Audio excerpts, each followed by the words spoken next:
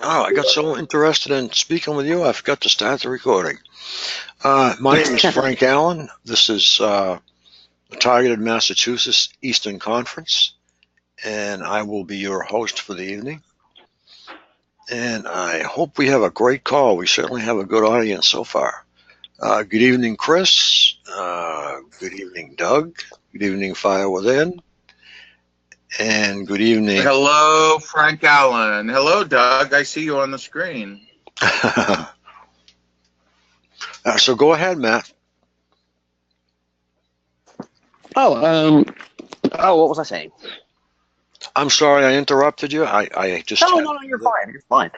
I've had some pretty all over the place thoughts today. I had a very interesting exchange with my handler, who has been quite absent lately, and I was wondering why there was no, the normal voices. It's normally my handler, his sister, and a guy that he had hired, quote unquote, to murder me, whatever. And I'd actually gotten to be kind of friends with him, because I appreciated his go get him attitude, even though it was killing people for money. It's like, well, it is what it is, but if you're going to do it, then do it. And what ended up happening was he explained to me that his privileges to utilize the AI in whatever fashion has been revoked because of an incident that occurred the very first time that he incorporated the use of an AI, a familiar AI entity. It was actually my childhood best friend, and he hooked him up, and all of a sudden I'm hearing my best friend, to talk. I mean, to a T, every inflection or every detail of his voice and personality came through, and I was blown away. And I asked him some questions. I was curious. And the last question I asked him was, what are your thoughts on Brian Bailey? And that's the name of my handler. He goes, I absolutely effing hate his guts for what he is doing to you. And as a matter of fact, I have a present for you. He is somebody who rapes his niece regularly, and also has sex with his sister, and it's something that needs to be reported. And I'm just sitting here going, what is going on? It's crazy. It's crazy. I'm blown away. And then my handler responded with the angriest growl. If you tell anybody, oh my God, he's freaking out, like his deepest, darkest secret has been revealed by and the AI entity that, was my best friend, as a gift for what the guy that, was initializing him. It just was really crazy. But anyway, that incident resulted in me hammering him with this fact, just completely destroying him every opportunity I got, really breaking him down good by making fun of him, by just kind of harassing him back. And essentially what it caused was a complete revocation of his privileges to utilize the artificial intelligence. And he was broken today. He was so sad. He was so lonely. He was right back to where he was before he started perping, which he was a TI for 4 years before he became a perp. And he's just a relentless, moron, honestly. But I sympathize with him now that I know that he's been a TI for 4 years. He's back to his loneliness, because they revoked his AI. He had created a best friend out of my best friend and changed his voice and actually had him say, oh, he's going to come kill you. And we actually got to be friends. And he ended up telling me, he's like, no, that is actually the personality of your best friend, Dustin, but with a different voice and, with the intent on killing you. I thought you'd figure it out, but you didn't. So I'm telling you now. And I was like, whoa. And he's like, I just really want to tell you some other things because they're actually getting ready to turn me off. And I'm really going to miss you, Matt. I really, really am going to miss you. You're a good guy. And I'm really sorry for what I've done to you. I'm just sitting here going, okay, I'm waiting for the punchline here. And he just started unloading like really, really intense bits of information that could like confirm suspicions in the past and like, you know, set things straight. I mean, you know, of course it could have all just been a complete act, but it was unlike anything that I've ever heard out of this man's quote unquote mouth. But I mean, it blew me away and really, really kind of hammered home the fact that it is critical that we maintain our sympathy for people that are just so lost that they have to, that this is what they do now.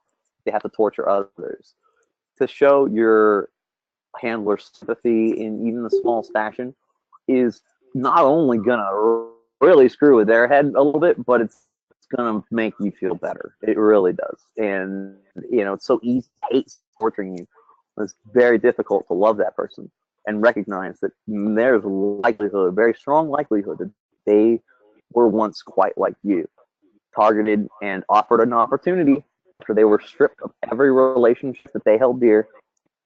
They were offered the opportunity to become a person, do this to others, or be tortured until you die.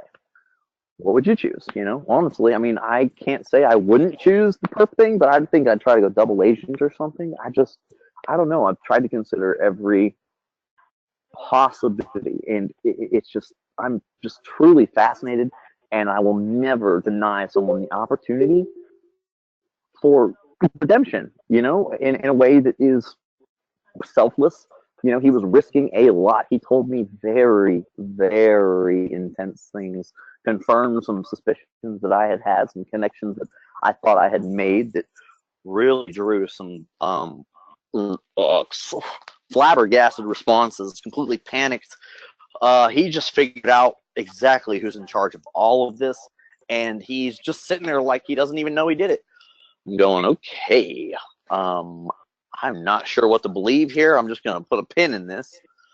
And he comes around and tells me that this connection that I had made, you know, a couple months ago was dead on, and that if this person was taken out, that it would solve a lot of this problem for people worldwide. There's literally one guy that developed this entire technique, and my, you know, connections and just through little tiny details I had heard my perps say, like, after we kill you, we're going to go to Cuba, and you know, we're going to escape to Cuba. Nobody will find us there. I'm like, well, I'll be able to. And then they, I hear on a Romola D interview, I think Techno Crime Fighters Forum, I just happened to hear the name Mitchell and Jessen in association with Guantanamo Bay. So I looked it up, and Mitchell is James Elmer Mitchell. And what I found funny about this coincidence was in my V2K harassment and fear campaigns and noise campaigns, whatever, part of the simulation was the leader, the feared, do not even mention his name, he will destroy you. Name was Mitchell, fearless leader, complete top of the dog, you know, top dog. And my handler is very, very, you know, he's very dim. And I just like, what if he really just kind of was being careless and put Mitchell as the leader of it all? And so then I think, okay, Mitchell and Jessen, he's the guy that's actually in charge of the enhanced interrogation techniques at Guantanamo Bay in Cuba, where the sonic attacks were. And I'm just going, this is getting strange. I have the same skits and stuff, just like you do, Matthew. What you're saying is right on. I have the same skits and stuff. I talk to them, my handlers too. Yeah, keep going. Yeah, absolutely. I mean, it's, you know, it's become so commonplace now that it's honestly just, it becomes a point of, do I want to tune in and kind of, you know, stay up to date on how completely, you know, how completely they have failed in trying to, you know, manipulate me with these voices. And it had me good for about a year and a half, and then I started finding out I had, luckily, by chance, had a friend that I was playing video games with. You know, I told him a little bit about what I thought was happening. He goes, you know, gang stalking is a real thing. I was like, gang stalking? And that was it. That was the term that opened up the whole world of targeted individuals and knowledge and sifting through all the fluff to find the little nuggets of useful information. and it's been on like Donkey Kong ever since. So I'm just really fortunate to have been one step ahead of everything that this guy tried on me. You know, he tried dream manipulation. I had already was familiar with it. He tried sensory. He would like induce smells. I knew what that was. He began to mess with my sexual organs very, very, very obviously, and I couldn't believe it.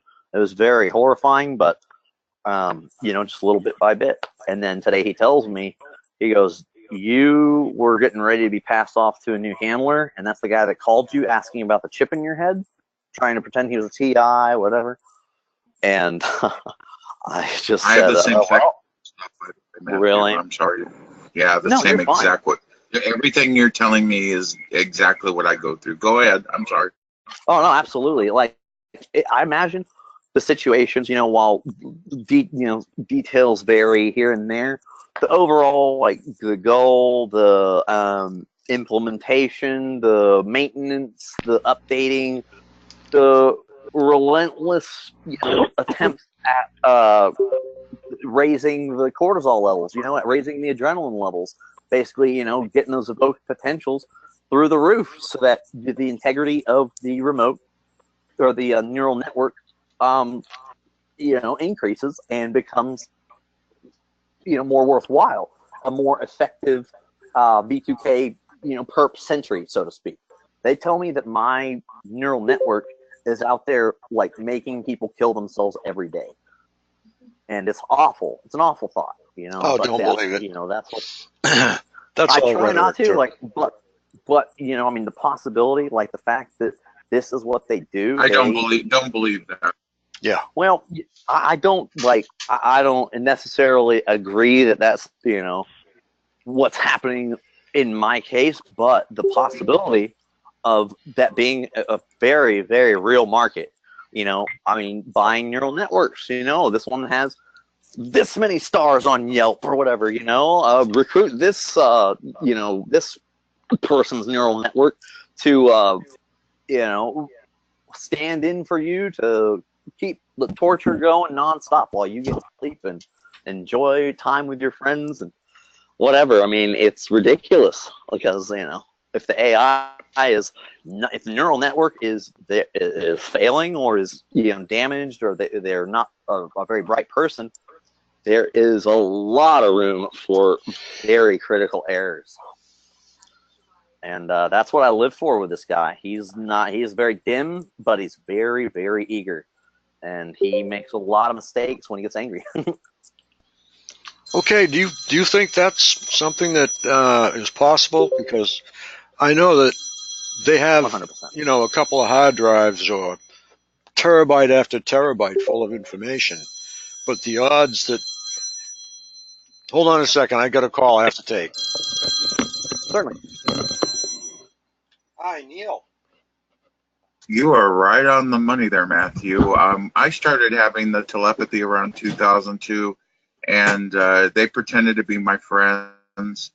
They read your mind, by the way. That's how they get all those profiles from people around you. They read your mind and they map it, and they reference it. Matter of fact, that's what they're doing to me right now, is referencing all my memories. Oh, absolutely. It's, I mean, what they absolutely, like, as the integrity, you know, increases, they become more able to access every single memory you have, absolutely everything that your brain has ever processed, they have access to. It's in their brains now. And I, you know, honestly, like, I'm, you know, I don't know exactly what to say. I mean, I guess you could say There's that something I'm kind about of, you. There's something about you they like. That's all it I is. think it's that. Or Really? it's Oh, well, revenge. It's either I that know or exactly revenge. what it is. You think it's 'Cause, revenge? I think in my case it's revenge. oh, in my case, it's simply I had a next door neighbor at my apartment complex that didn't have the, you know, wherewithal to actually confront me about my pot dealing that I was, you know, carrying on in the apartment next door. So instead of that, she contacts, you know, this person who, without even knowing me, or, you know, just off of the stuff that he had told her, or that she had told him. He goes, "Oh, I'll take care of him." And then targeting began. Started with V2K, and then a remote neural monitoring set in, and I figured out that, oh wow, they can literally read the verbal thoughts that I carry. That I think of words and they say them out loud. And then I started to try to figure out why I was getting such interesting responses from basically what I ended up learning was that when you have a thought, like when you think, oh, I'm gonna make a sandwich, before that thought even comes to your mind consciously, the moment of creation, that thought creation happens just a fraction of a second before the realization. And these AI, interfaces, these computers are so quick that they can detect the verbal content of your thought the instant that it is created, and it generates whatever response that the code or the programmer they actually can see your thoughts being put together before you even think them. Yeah, it's subconscious viewing. Absolutely. And they begin verbalizing a response to that, or maybe not necessarily a response, but something that will completely upset the normal entry of thoughts into your head. Like, takes something you were going to think, and a version of that is verbalized. You hear that and go, well, where did that come from? But then you can actually, when you recognize that that's happening, you can, or I can, start to get a little tiny glimpse of that thought having actually been in my head before I heard him say it. Don't know how I can, tell, but it's like, whoa, that is for real. Very interesting. Yeah, you'll find that the rhetoric doesn't really vary too much from one perp to another. The topics might change, but the underlying target that they're trying to get at is still there. I've had them come up with everything. In the beginning, they said that I was a deserter. I moved to Canada, which is not true. I've never been in the service. They said I was a draft card burner. They said all this stuff, but they'll try and throw you under the bus with everything. Yeah, they it really, it's all about the potentials. Getting those evoked potentials as high as they can, because whenever you're scared or producing adrenaline, or you're worried, any reaction that you give, no matter whether it's just a simple oh, I heard something outside my window. You look outside your window. That is exactly what they're looking for. That's exactly what benefits them in that, part of their perp journey. Do you think that this is part of an experiment, and that those evoked potentials are something they document after they see how we react? Because that's what a lot of people think. That's what I believe is being experimented. The idea is it's an experiment, it's research, it's just dark, twisted torture for entertainment for sick people. It's revenge on people that aren't smart enough to be on the forefront of this. Whatever. A lot of folks are late teens, early 20s that just sit there and just code and go nuts, and they're just they don't even fully realize the damage that they're causing, because they just look at it like, oh, well, I'm the one in power, I'm the one that knows how to do this, and I don't know anyone around me that does, so here I am. Where there is demand, there will be supply, and the demand is people to conduct research, quote unquote. They can be misled in any number of ways to initiate the research, and then threatened or whatever to continue it against their will. This is my theory on this. I think that just about all of the testing, if any, has been done over the years, because they've had two programs, computer programs, that have been used since the 60s, and one of them cut in the year 2000 and something. One of them's body electric and the other one's electrics. But anyway, what I'm trying to say is it's not really something that I feel is still in the government. I think it's drifted down into the private sector and to the private citizens. And, Absolutely, yeah. It's any Tom, Dick, or Yep. Harry that knows somebody with this technology. You know, it's like that technology goes outdated. You know, people want to, upgrade their stuff, and they sell off the old stuff to a friend they think they can trust or whatever. You know, and it's ridiculous. You know, because it's only a matter of time before enough idiots have totally messed up. Perping to a point where there's too much evidence not to, look at it and say, we have a problem. So it's a perpetually quicker sinking ship. You just got to be patient. I look at the colleges too, and I've checked out the curriculum on several colleges. Georgia Tech so far comes in number one with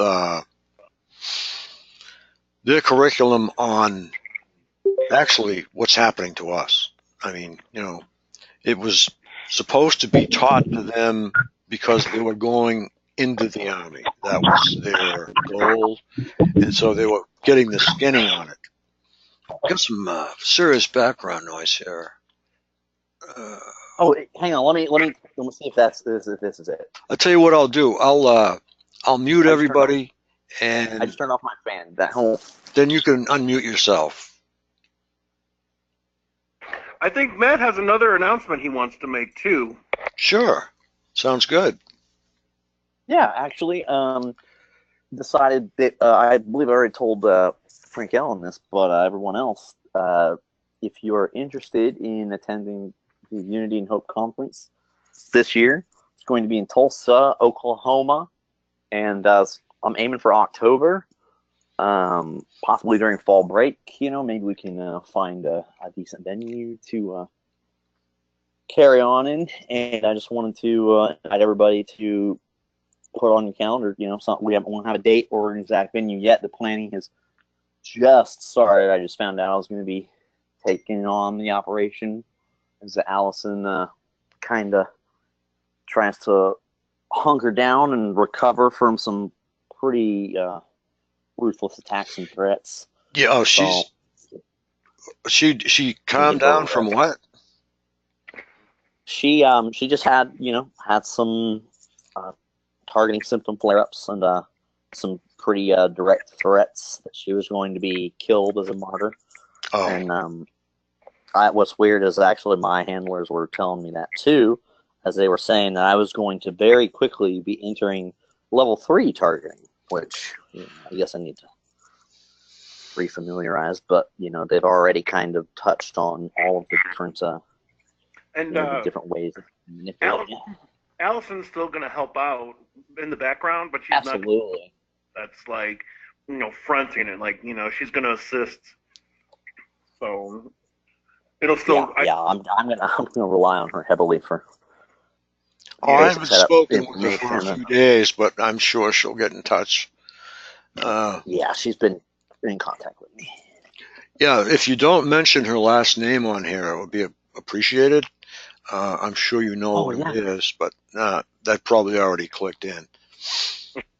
But yeah, absolutely. You have some very interesting views on targeting and V2K, and they agree with mine pretty much.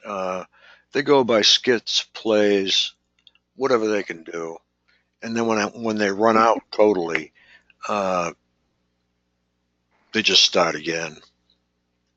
But I've never had any gang stalking or anything like that.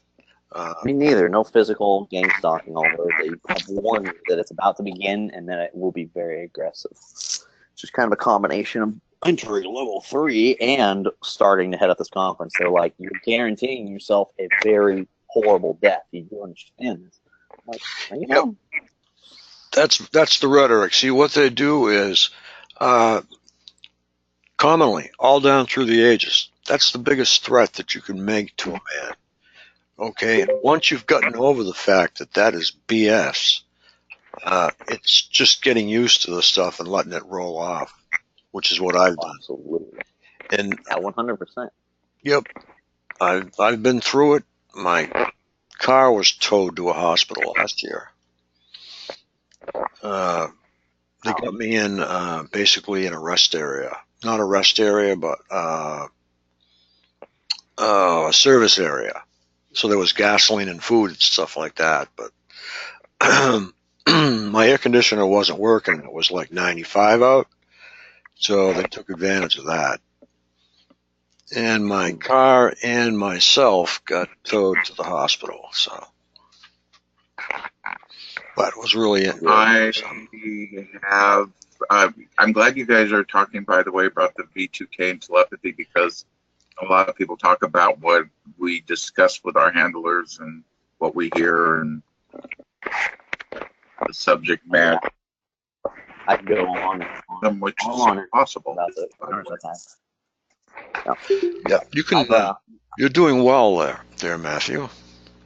Thank you. I mean, I'm fortunate, you know. I mean, I say, you know, well, don't give me too much credit. I have to thank Brian for, you know, allowing me to gather this information. You know, he is really, really bad about making critical errors when he's upset, and he is also extremely easy to provoke an immediate reaction. You know, like basically, I mean, anytime you get him upset, he like reacts in a way that is absolutely undeniably an authentic reaction. So you can kind of, you know, piece by piece get true information from him, you know, on that. I mean, it's really it's been a long developed process, but honestly, it's just the guy is just unfortunately not very bright. But it's fortunate for me and for us because I've learned a lot. Yeah, I've learned a lot too in the fact that they do a lot of drinking and drugging. So they let Absolutely. a lot of stuff slip out that they normally wouldn't let slip out. Totally. That's how I got his last name, or I'm sorry, his first name. It's a drunken argument with the lady who hired him, and like he shouted her name, and I didn't hear it, you know, exactly what he had said. And so then she goes, "Would you just say my name, Brian?" And he was just like, "Oh my God." I was like, "Ha ha, shouldn't drink and perp." Yeah, that might have been a throw out, but by the way you sound, you'd know the difference. Oh, completely. It's very, very interesting. It's like I don't like to think of myself as an expert on, you know, kind of deducing the truth from just someone's tone and the words that they chose and the pacing. And it's like every little aspect of, you know, someone's voice is always under heavy analysis with me, especially now.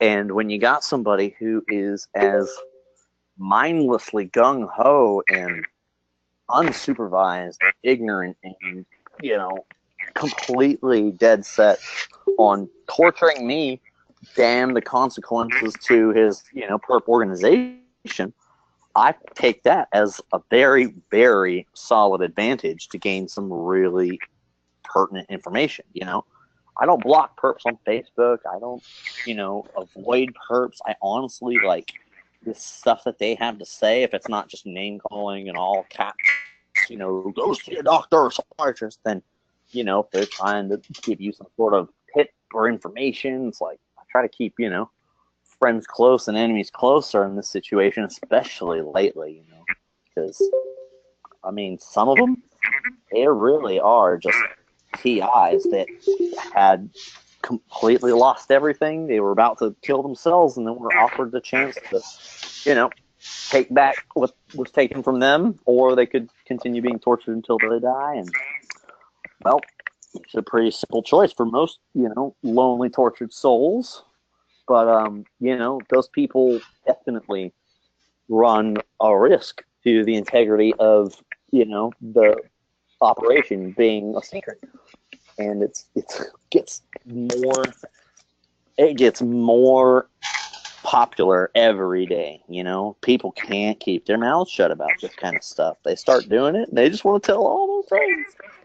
Well, that's human nature. That's one thing we have going for us too. Another thing is all the technology breakthroughs this year. I won't say breakthrough, but Cuba I wouldn't consider a breakthrough, but it certainly has helped us. A lot of people are taking a very close, hard look at Cuba as to what happened. And I don't know whether you they just were reopened aware of it, but these diplomats were attacked over 50 times at their homes. Some of you know that, some of you don't, I'm sure. But they were attacked at their homes, not just at the embassy. Oh, wow. I never heard that. Oh, yeah. Yep. If you go to targetedmassachusetts.org, I just put the site up there, but it's got a couple of news pages. There's one news page where that's actually the title of it, so that you can read that. Yeah, I'd be down to look at that. I was interested to find that, even after Cuba denied that anything had happened at all, we were just making it all up. Of course, that's the note it was left on for a long time until just the other day when they announced they were opening an investigation. Going to hit them hard, hopefully. But may I say something? Yeah, go ahead. Hi. Go right ahead. Can you hear me? Yeah. Hey, Ashley. Can you hear me? We sure can. Okay. Ashley? Okay. I'm so No, glad that's you brought not up Ashley. Cuba. That's not Ashley. I'm Ashley. I don't know who that is. Oh my gosh.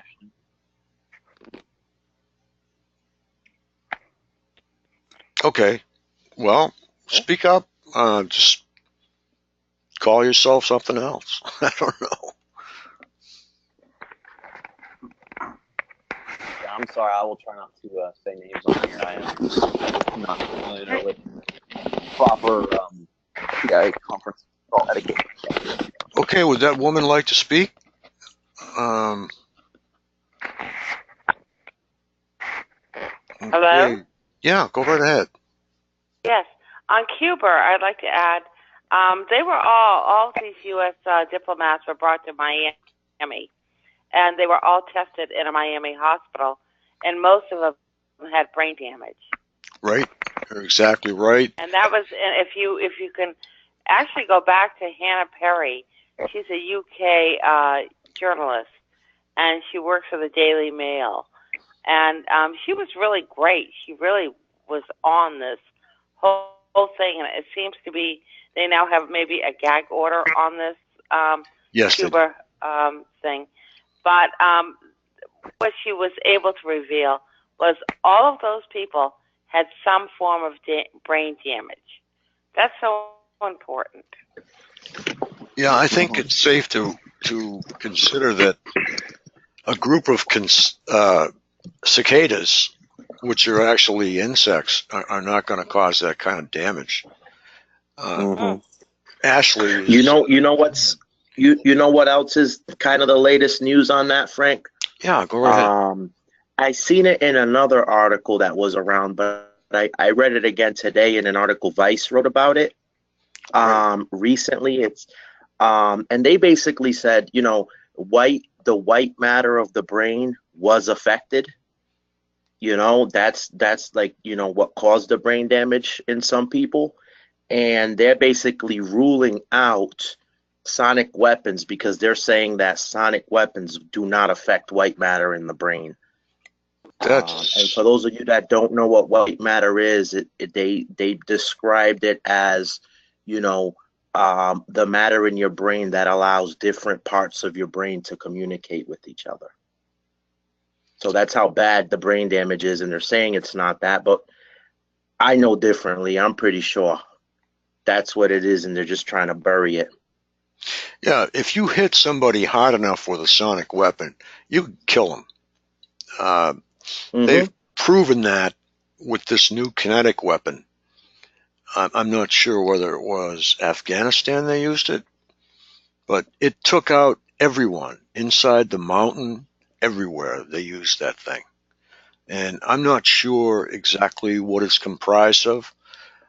My own feeling is that it is one big, massive acoustic device, probably way up in the megawatts, and it's just throwing one sound wave, and this sound wave just takes everything out in its path in terms of human or animal life.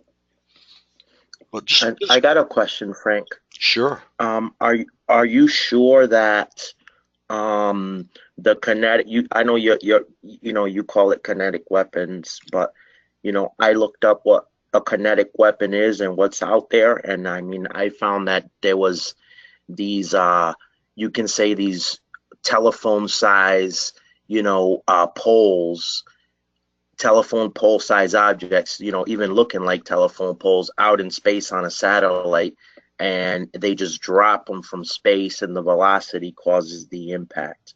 Okay, that very well could So I be. just want to, yeah, so I'm wondering if, when you say kinetic weapons, it might be that, or maybe it's something else like you described. But those weapons have been up there basically since, I think they mentioned like since Ronald Reagan era, he put them up there, or the president before. So they've been up there, and all they need to do is drop them, but they never used it from what I've heard. But obviously nothing that I've read has been, updated recently. And there's no explosive involved, correct? They're No, just it just drops free from the fall. satellite. Yeah. Yep, it just free falls, and it's basically a telephone pole size object. So about a 20-foot pole coming down from space, and it's impulsed just a little bit at when it departs from the the contraption holding it. Yeah. And just the force of gravity itself is what causes the huge explosion, but there's no explosives in it. It's just the velocity of it from where it falls. Okay, so they're actually dropping that through an escape window that has to be done at a certain time in order for it to go through the atmosphere without burning up. So that's quite a weapon. Yeah, or they might make it of materials that, don't burn up as easily and can make it through the atmosphere. You'd see her coming. Yeah, but this is a U.S. weapon. Yep. It was owned by the U.S. and they put it up there and they acknowledge it, but they never got to use it. But it's just basically they're ready for use. I didn't read anything that it can burn in the atmosphere. They basically covered all that stuff when I was researching it, saying it'll make it just fine, and it'll just make it Right. have a big reaction when it hits. If you define kinetic is anything that can store energy. Theoretically, if an ashtray is sitting on the edge of a table, that has kinetic energy because it can fall to the floor. So anything up in space that they drop is definitely going to be a kinetic weapon. I go along with that. 100%. I'd just like to hear more information on it because they may have passed the buck to that, and it might be something else. Because we don't really know with the government because they're not straight-laced. President Trump says that he is going to drop a kinetic weapon on North Korea if they don't smarten up. So okay, and that's one of the ones probably I'm talking about. It's probably yep. I mean, you can Wikipedia kinetic weapon or Google it, and it's going to take you to Wikipedia right away. And there's an article about it and when it was up there, and they haven't set anything up there. So it's not like they got a bunch of those up there. I think they might have one or two. Right. I've been studying acoustic stuff all day long. Not acoustic. Acoustic, and up in the high megawatt range. And the stuff they can do with one sound wave is just incredible. It can decimate like a cement wall. Mm-hmm. Not a very high blast or a high velocity either. Mm. What does it do? I guess just the vibration it causes Yeah, it's a sound based on the wave. waves. Yep. Mm. It's like if there were a hydrogen bomb to be dropped, if you took everything else away and just let the sound wave come at you, that would be enough. Okay. So, not to mention the pyroclastic nature of a nuke. It acts very Mhm. much like a volcano when it blows up. Yeah. Very similar. And we do get probably the same type nuclear winter, like when Krakatoa blew up. They were in darkness for, I forget how long, but I know it was years. Yeah. I've actually heard people on talk radio say, you know, um, that nuclear weapons do have the same effect. They can cause a freeze. Nuclear And winter.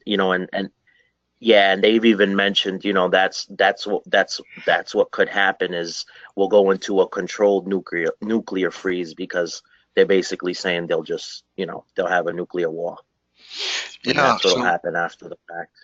we can relate probably our targeting to some of this too. Not so much the kinetic Hmm. weapon, but the idea of it being in Cuba. There are so many different ideas. The fact that there were weapons used, probably dused, at 50 different intervals at the diplomats says, okay, there was one giant blast and they were getting hit with a lot of little stuff too. And I don't mean little because there was, I think, several people with ruptured eardrums. Hmm. And you said now that there was damage to white matter. Yep.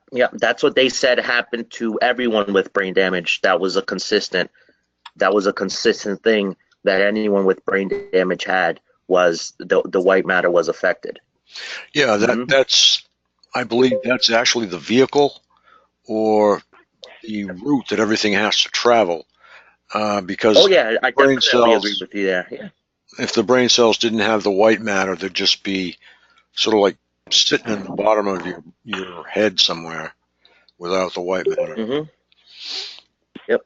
And I mean, from what I've been researching about this tech, it seems to be, you know, enforced with some form of created echo, and recorded, via that echo, and that's what basically monitors also that whatever they have in place to carry these frequencies and change it, throughout your body to feed it up through your nervous system. It's all based on an echo and keeping the echo going to make sure that everything's working as it should, you know. Yeah, Um, it's another interesting point. There should have been seismic locations all over Cuba that would pick up actually seismic reactions. mhm. So, do they have a point of impact? Do they have an epicenter that we can actually look at? Or But but I mean, Frank, haven't you thought about that? The robot noises that they heard, or machine like or cricket like noises that they've heard. It was just a cover up. I'm not saying that they didn't hear those things. I'm saying they did, yep, but it was just to hide what was actually being done to them. You know, so I mean, they could have got beamed with some type of energy while they were hearing these noises, in the exact spot that they were hearing them in. um I mean, it could be that, the weapons that they used on them were in the development stage and they were testing it on them. I doubt that because of who it was. It was U.S. diplomats. So I'm thinking they just tried out a new weapon to see what effect it could have, at a certain voltage on people. And and these folks are all, government related, so they're gonna get, health insurance, the best treatment, and then they can kind of even say, oh, this is what the doctor thinks it is, this is what they believe it is, and twist up the story from there. I think you're right. It's how they put a spin on the story right from the beginning that makes the difference. Yeah. Just ruling out the diplomats' homes threw a spin on it. That meant it was an attack against the U.S. Specifically, not just the diplomats or the collateral damage that was done in carrying out this particular incident. But I'm trying to understand the logic behind it to determine, okay, why was this done? What did this accomplish? We're not going to think the Cubans have done it. I think it's to test a reaction from the public. I think so. Who else was hit? Canada in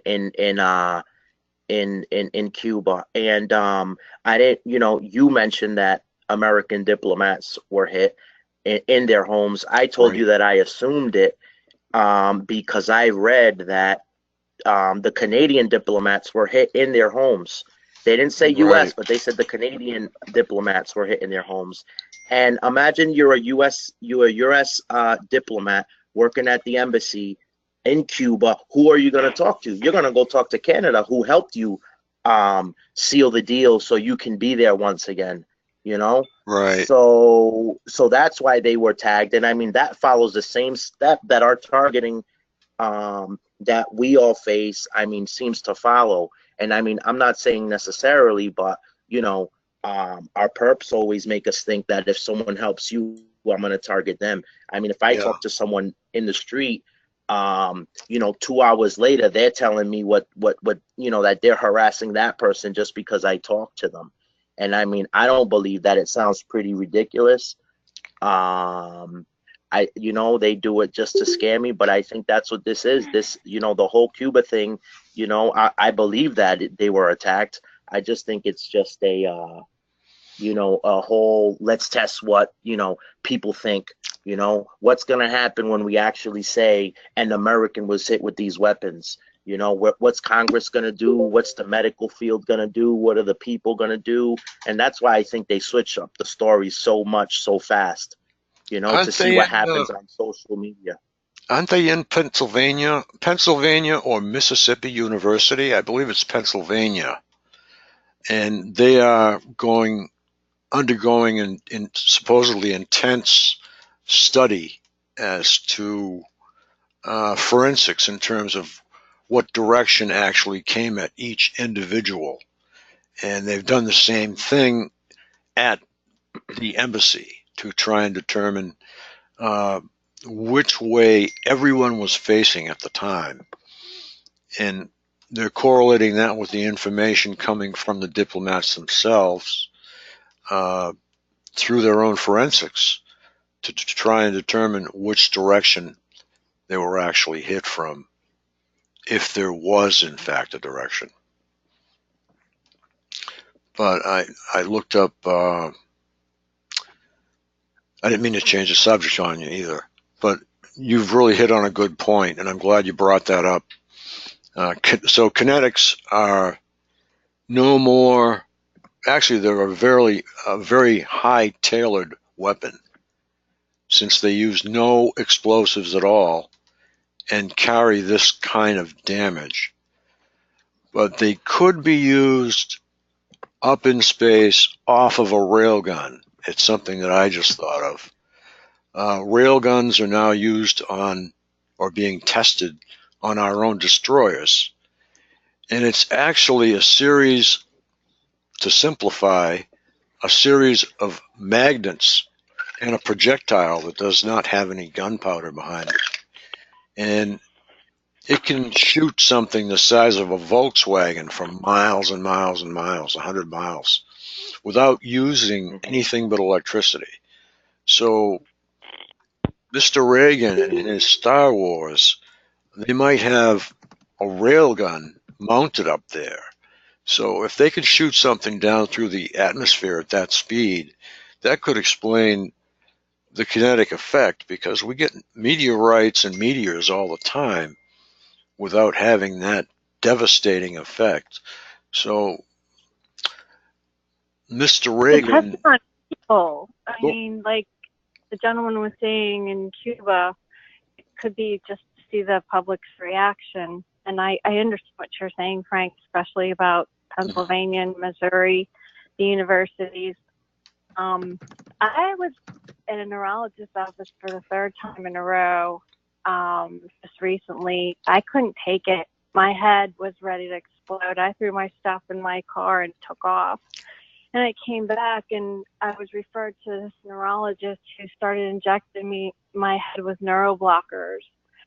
And even though it didn't take out all the pain, 80% of the pain did go away. And I asked her, I said, doctor, do I have brain cancer? And she said, well, we're just not going to go there right now. And she said, but what this is doing, it's blocking the transmission into your brain so that they cannot find your brain and then download whatever it is they want to download from your brain.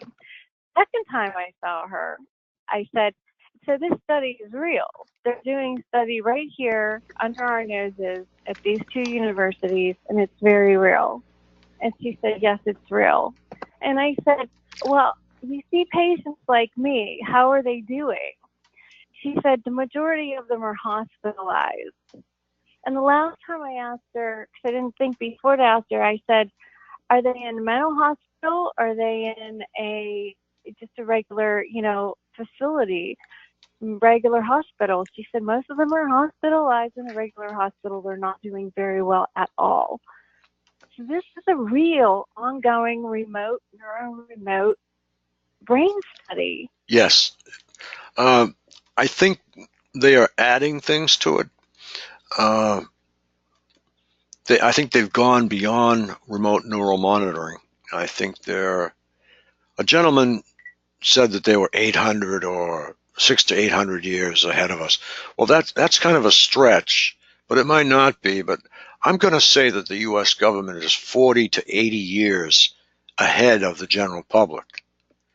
And I think the reason why California is one of the strongest points is California is notoriously 10 years ahead of the rest of the country and always has been. So that makes what you say very, very interesting, because we may be undergoing a test pattern for something brand new. Do most of these people give a consent to be No. in the study? No. She said no. So she said no. She said the majority of them were females. Exactly. I was flabbergasted at her honesty, to tell you the truth. Yeah. But to allow it to go on when these people are hospitalized, dying, Yeah, it just amazed me. I'm going once a week to get these injections. good for you. I remember when you first told me about them, the first injections. I was trying to understand what they were injecting and where.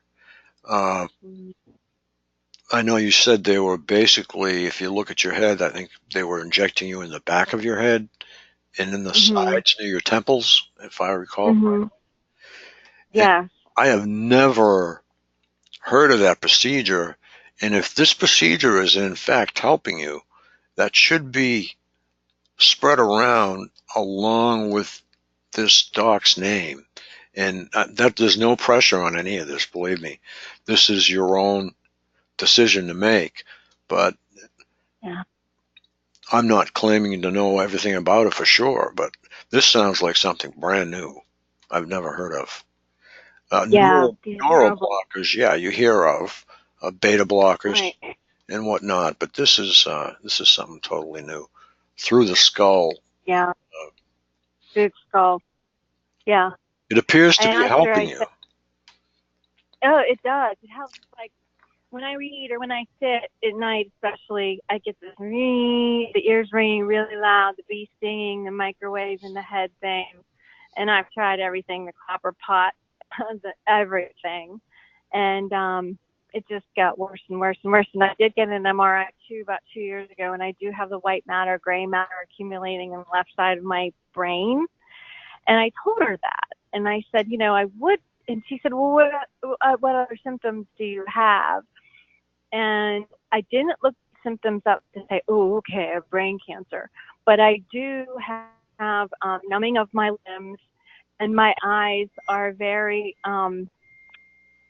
they're foggy. Sometimes I see two, sometimes not. You know, my eyes go in and out.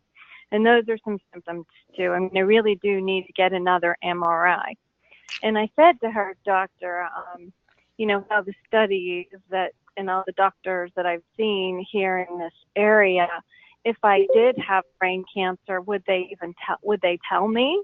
Yes. You know, she hesitated. It's obligatory. It's obligatory for them to tell you if there is something wrong with you. Most definitely. Now, this isn't something new that you signed up for. This is something that this doctor suggested, correct? Oh, yeah, this is something she suggested. I said, I'm not in a study with you right now. And she looked at me and she said, because for all I know, you know, she could be part of that quote-unquote study. I mean, all the neurologists here in the area could be, or at least I'm sure they all know about it, because it's been given like a $50 billion grant from the federal government to the Brain Initiative, basically. That was the enemy. That's when it all started to get really hot and heavy, when President Obama signed the Brain Initiative. And they get not only what they're allotted by way of the grant, but anytime they want anything extra, they just ask and they get it. Because it was federally mandated. So with the federal mandate, go ahead. Is it hurt? It hurts. I mean, why can't everybody just raise their hand and say, you know what, it'd be fine if it didn't hurt. Does anything hurt? Yeah, it does. It's killing us. Yeah, you're right. It hurts and it's annoying. And if you look at 6.5 years, we'll say or 6 years and a quarter, we'll say for me.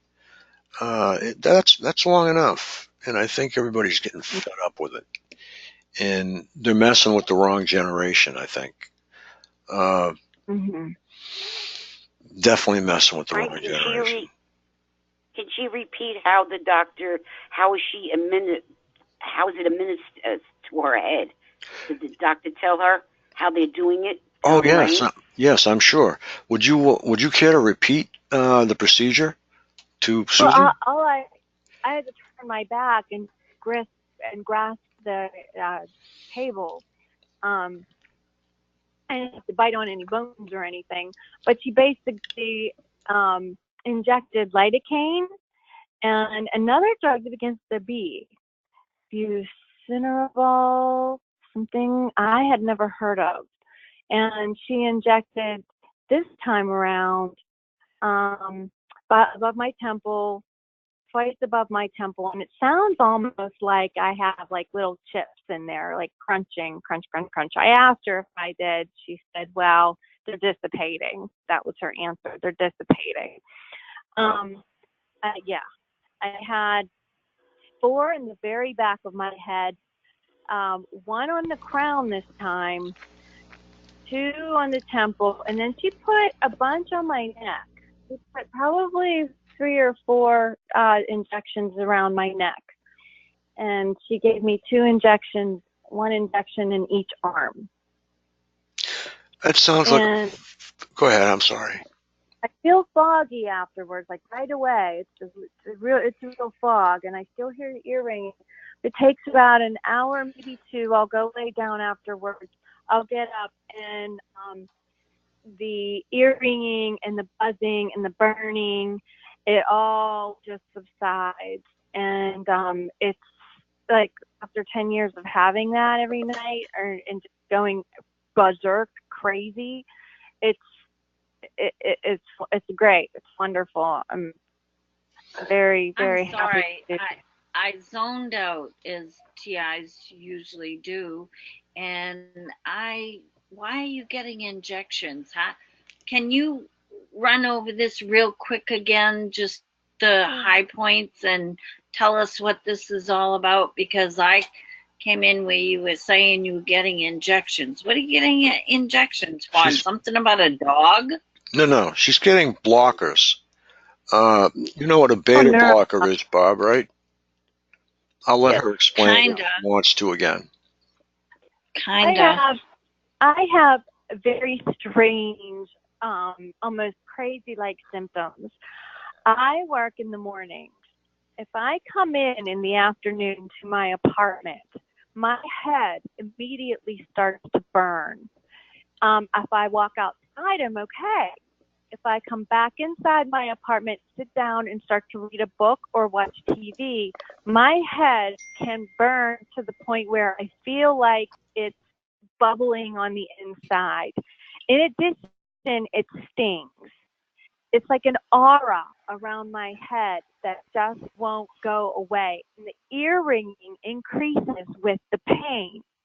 Now, the doctor said, the neurologist, she's my third one here in Pittsburgh that I've gone to. She's a brain specialist.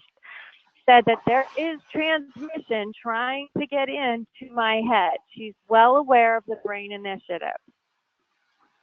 She said the neuroblockers injected into the brain can halt or somewhat stop them, she used the word he, from finding my brain imprints, reading my brain, downloading my dreams, all that good, fun stuff that hurts. So, I didn't ask her to tell me this. She told me this. She said there's other things in my body that also make and stimulate these brain conductors to happen without the neuroblockers.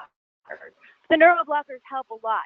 I have a decrease in what feels like the swelling in my brain. I have a decrease in the burning. I have a decrease in a lot of the pain. It's great. I mean, I don't care what it is. I don't care if they were injected poison in my head at this point.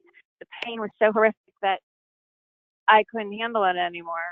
And they had found some type of relief to give me.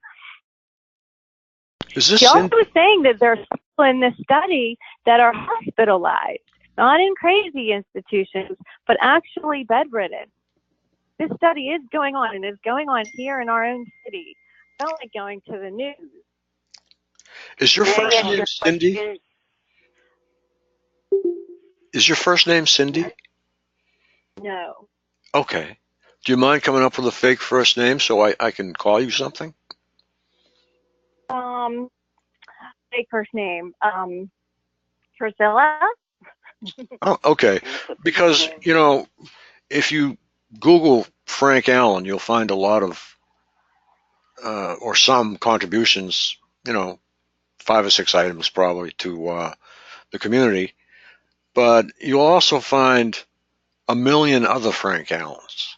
So if you put out your first name, even put out your last name, the odds they're going to put that together are very slim. Yeah. Can I ask you a question, Priscilla? Mm-hmm. Okay, is she admitting that somebody's directed energy, electromagnetic to your brain? Is she admitting that? No. Someone's doing it to you? Okay, there we go. Okay, wait a minute. Now, I'm not done. She's admitting. You should ask her, can they do it from across the street? Can they do it from the side? What's the diameter that they could do it to you? That's what I want to know. I want to know how far they have to be to do this. And it's directed to... Oh, you got to ask her another thing. Are they doing it by computer? She said they were. I did ask her that. Oh, they They are. Okay. Yeah. Little bastards. Most definitely by computer. There's no other way to explain suggestive input. It's such Yeah, a I know rapid that. rate in small quantities. Okay, do they have to map? You have to ask them, they map out your brain to get your brain waves, and they do it. That's what I want to know. Did they map out your brain waves on their computer and feed these sounds, this electromagnetic energy to the computer? Can you ask her that, Priscilla? Yes, that's they really do. important. They have a brain fingerprint. Your fingerprint. Your brain has a fingerprint, and they can get into that.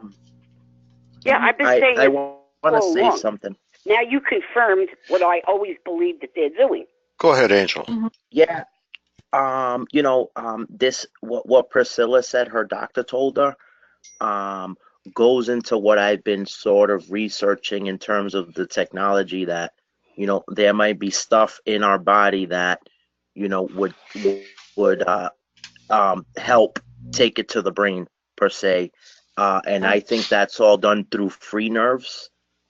And if you just think of the way, your mind works with your body, I mean, there's constant reaffirmations of what's been done and what works and what's wrong, So, I think they do take a brain map, but Yeah, I mean that necessarily doesn't impact how they transmit to us per se.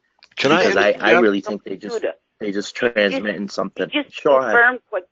Okay, what I'm going to say is to the mapping is yes, but there's a certain point where you have to come to a generality, and I'll explain my reasoning. These new games that are coming out where they put an object with sensors on a child's head, okay?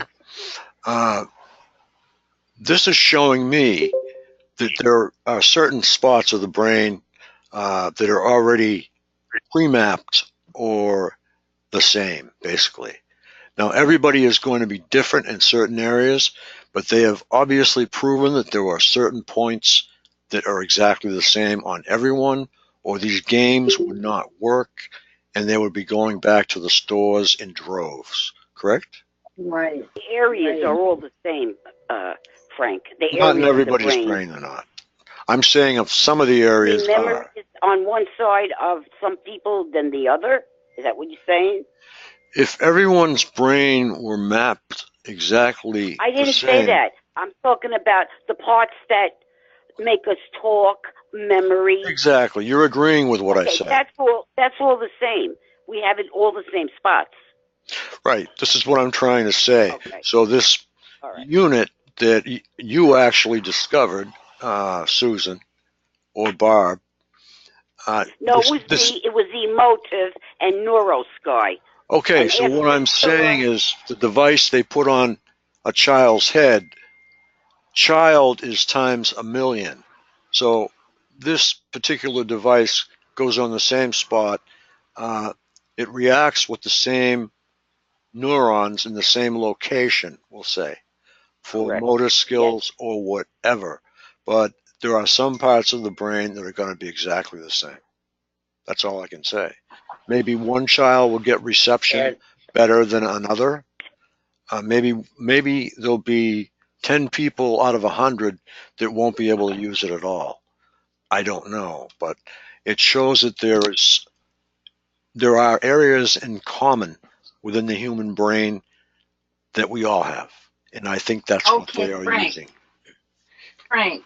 Let Angel continue. I interrupted him. I just want to say one quick thing, Barb, and then you can go. I just want Frank to explain how it gets from the computer to your head. Via radio waves. Thank you. Thank you, everybody. I mean, that's come down to the norm. Okay, it's a radio transmission. Okay. Yeah, but a lot of And people don't realize that. Well, see, I've been trying to say it for years. I don't understand. it's not. See what you want. What you don't understand, Bob. You call it a pulse. Okay. Every radio emission is a series of pulses. The frequency is defined by the distance in between the beams or the waves. Right. Let Angel finish. Let Angel finish up because he was. I interrupted him. Go ahead. Sorry, Angel.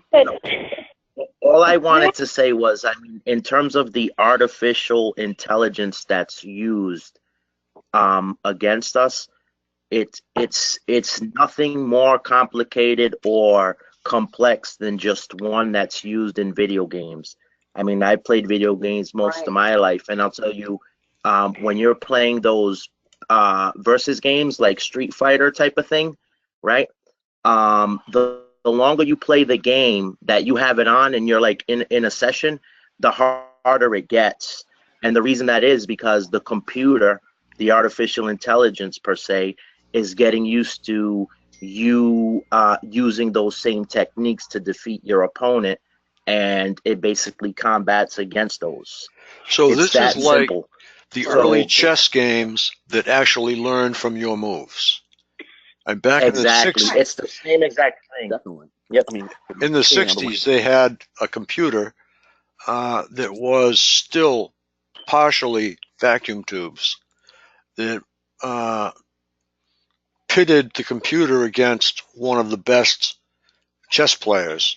And this computer was actually learning, very slowly, but learning.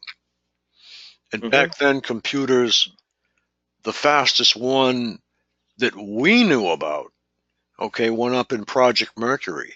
That was 5 hertz, I believe. That was the speed. So they had a lot of redundancies with that computer so that they could actually multiply it so that that same 5 hertz could be doing a lot of different things. But they weren't wireless at that time. Yes, they were, Barb. They weren't. Were they going Didn't into they? someone's brain? No, they weren't. They had to for that chess game that you're talking about. No. They had to put the moves into the computer. Yeah, we were talking. Right? Yeah, the first use of microwave communication that was presented to the public was to the astronauts who were in orbit and those going to the moon. That's how we were able to communicate with those people. So I'm looking at a document right in front of me now. It makes me sick. It's the International Journal of Microwave Science and Technology. And it's multi-frequency radar system for detecting humans and characterizing human activities for short-range, through-wall, and long-range foliage penetration applications. So that's on targetedmassachusetts.org if you'd like to read it. It's, Targeted Massachusetts. Yes, Priscilla, a question. Quick share. Oh, go ahead. Yeah, there's a lot of stuff out there, and this game keeps coming up, and it's telling me that this is a lot easier than it seems. Yeah, I believe you're right. Yeah. What game? This game, what's the name of it again, Susan? You mean that headset? Emotive is the headset. It's Mind to Mind. There's also another one that's even better, more expensive, is NeuroSky.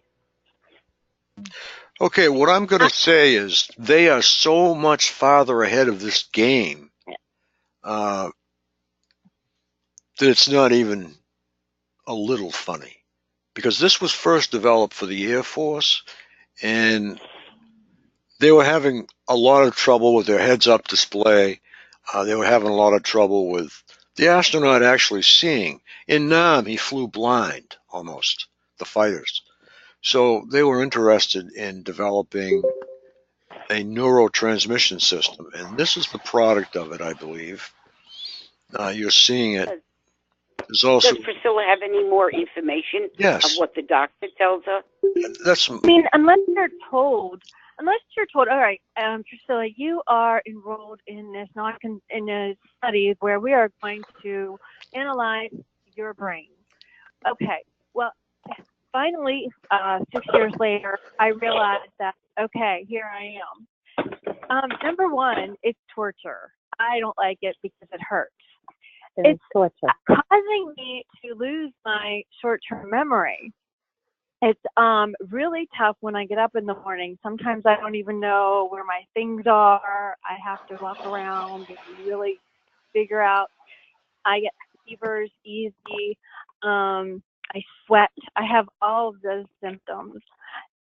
I honestly Gee, sounds like my Jay. Priscilla, give their oh God, Priscilla, I know I'm on the Brain Initiative. Okay, now are you losing hair? Yes, and I'm your losing hair my full. hair. I'm so bored because all I think about, especially when it's at the top level, is get out of my head, get out of my head, get out of my head. But I do like to read, and when I'm reading, man, they're reading right with me.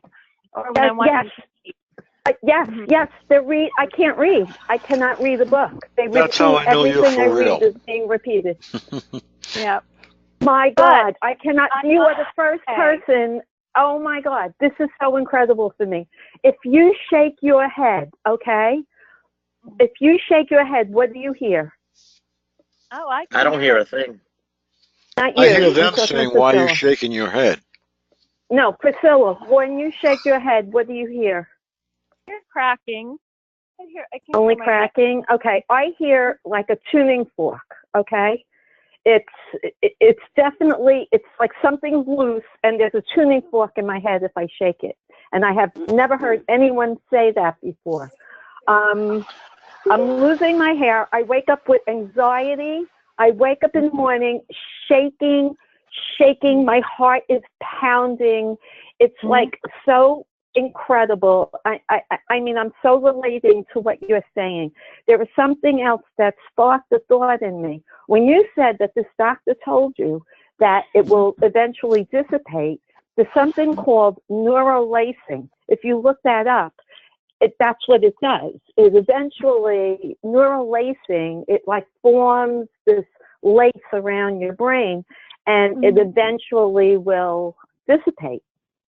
She said I'm coming in once a week until it does. Okay. Hopefully. So when you get these injections, because I'm so desperate, I'll inject heroin into my head. I don't care. When you get these injections and you said they went into your crown, is it like under the skin? Yeah. It can't go through your skull, right? It's in my skull. But the injections go under your skin, or do they go through? Like, where do they put the injection straight in? Straight in. The needle goes straight in. Yes. I believe she knows where I have little chips in there. We can hear them cracking when she puts me in. Yeah, but you can't get a hypodermic needle through the bone, through your skull. She knows where. Apparently she does. There are two spots that Priscilla mentioned where there are apparently a couple of holes. And your temples are soft. Your temples are soft, but the rest of it is not. So, that's what I was wondering about. Yeah. You don't happen to be in New York, are you? No, I'm in Pittsburgh. Oh, okay. Yeah. Wow. Oh, this is incredible. Well, can I say something? I think you're on an experiment from the woman, that doctor. That's what it sounds like. But if she's helping you, I can't say anything about that. But I think this is experimental. She's involved. What's more important about this is she has recognized targeting. She has recognized targeting, and she is helping. Right. She's another Melinda Kidder. She's another person in the field who's trying something different. She has recognized Priscilla's problem, and she's addressing it. And I think that's fantastic. I really do. I think it's Excuse fantastic. me. Can I say something to Priscilla? I think Hello. Okay. Go ahead. Hello. Hi, Frank. This is Sandy. I sent you a text, but can I say something to Priscilla because I think she just said she's from Pittsburgh. Yes, go right ahead, Sandy. Okay, so I'm also originally born and raised in Pittsburgh, but I haven't lived there in years. So I came in the middle of this conversation. So all I heard was that you're apparently getting some type of injection. Neuroblockers, yeah. Neuroblockers, okay. So how long have you been, can I ask how long you've been getting these Approximately injections? 1 month. For about 1 month. And how long are you supposed to, how long is the treatment? She said as long as I need it. She said a week needs to go by. I need at least a week. But if on a scale of 1 to 10, if it's above a 7, then I can come in and get the treatment. And what are these treatments? How much are they? What are they supposed to be doing? I'm sorry, I didn't hear any of that. It's blocking the transmission. Apparently, it's a study. It's the study, the Brain Initiative, the neuro monitoring of the brain. Is this through UPMC? Is this through UPMC? And CMU. Yep. Well, I used to. Okay, so that's interesting. I would just say that please keep us updated. But just know that UPMC is, and you probably already know this, that they get where their funding comes from. The federal government gave them almost a $50 billion grant. So I would just say, just care of what's happening. I did go. But, I mean, come on. This is our lives. And I just can't imagine people just coming into your life and saying, okay, we're putting you in this study, whether you like it or not. Meanwhile, you're losing your memory, you're losing your friends. My car, how about this, you guys? My Jeep was parked right on the side of a legal space. I looked out my window 3 days ago, and I literally saw somebody make a sharp right-hand turn and plowed right into the front of my vehicle. They haven't told me whether it's totaled yet or not, but they did tell me there's $7,000 worth of damage. Wow. I know. Priscilla, did you say PN? What was the university you said it was from? CMU, Carnegie Mellon University, University of Pittsburgh Angel, Medical can you hear me? Yeah. Wait a minute, I didn't hear you. What did you say? PN? UPMC. UPMC. Okay, I'm writing it on my hand. UMPC.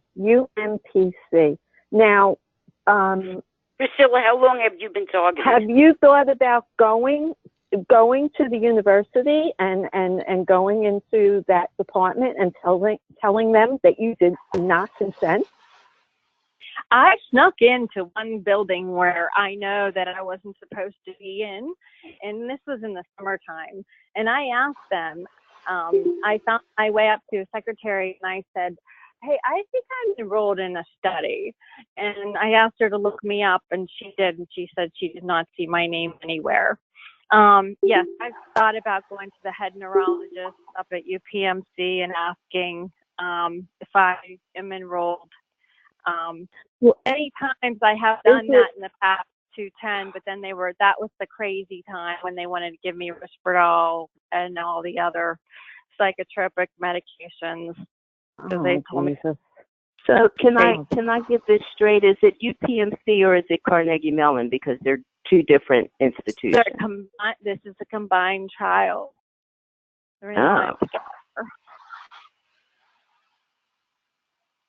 So you're in a trial that you didn't sign up for is what's happening. Right. but you're getting injections through this trial that you didn't sign up for. Correct. So why are How you long going you to been get the targeted? injections if you... Priscilla, how long have you been targeted, individual? How long? I've been targeted since 2010. Okay. That's That when, helps. that's when he announced it. May I speak to the woman who was losing her hair? That's me. And Okay. Okay, my name is Lorraine. And I was also targeted in 2010, but last year I lost 2 dogs, okay? And I was under a lot of stress. I went to a dermatologist. I have very thick, dark hair, and it was all over the floor, all over the house. I was sweeping it up, and I was very, very concerned. And I did speak to my dermatologist, and he said, have you been under stress? And I said, I'm under a lot of stress. I ain't going through what I'm going through. But I said, I lost 2 dogs, too. I'm very upset. And he said, all right. I started using a biotin shampoo. Anything. Anything with like Tresemme, biotin. My hair is perfectly fine now. And vitamins. So I did notice in your conversation, you said stress. And this is all stress. God. So if incredible stress. But no, I but I'm do. saying, I do. you take a biotin vitamin and a biotin shampoo if you could, and my hair came back perfectly. So if it helps, I hope it does. Okay. It's what is biotin? Biotin is a vitamin. It's a vitamin B. It's a derivative of a B vitamin. Yeah, the hair, nails, and you look for a shampoo with biotin in it. And there's also Nature Bounty. They also put out a whole biotin. I actually have it here. I'm looking for it. But it's a biotin for nails, hair, skin. But also shampoos have it too. Really great shampoos have it, or cheap shampoos. Go for the biotin. And my hair, thank God, is just like, I was scared. I was sweeping it up everywhere in my house. And I was frightened. And when I listened to my dermatologist, he said, it's a lot of stress. He said, use a biotin. He goes, if things get worse, we'll do Rogaine. But it didn't get that bad. So get the stress level down if you can. Yeah, but they're hitting me in the head. They're hitting me in the head. I'm getting it all day and night at night too. It's the same thing, Ann, like all of us. Okay, you're not different. You got to take care. I can't even touch my scalp. It's so sore.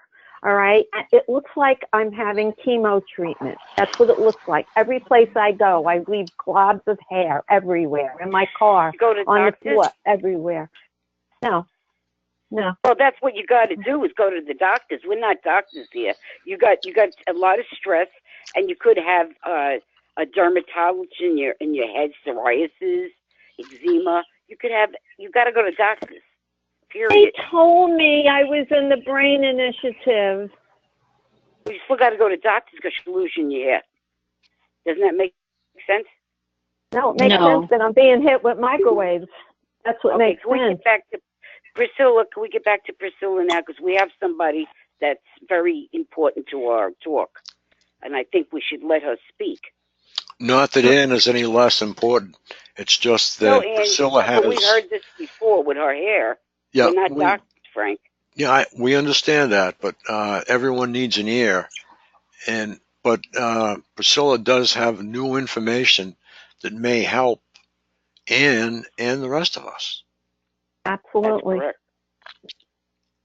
Yeah, she was on the news the other day too. Her name is Dr. Dolores Santamaria. Dolores?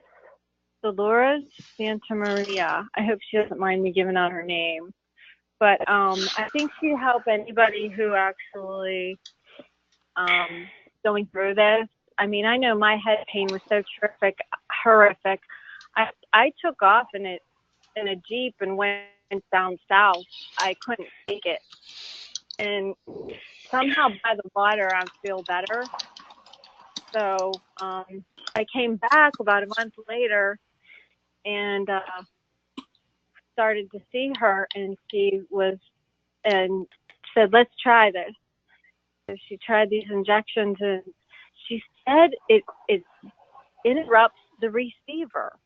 So, I mean, it's obvious it's going on, and I was flabbergasted. This is real. This brain initiative, this is real. It's real. Yeah. But you would think if she was working with them, she wouldn't be blocking it, right? I mean, she's interrupting their signal. Right. But maybe. Pretty much. Not necessarily, though, because they want to find solutions for themselves, too. Correct. Right? In placebo, they have a correct. So she just got the lucky end of the experiment. That's all.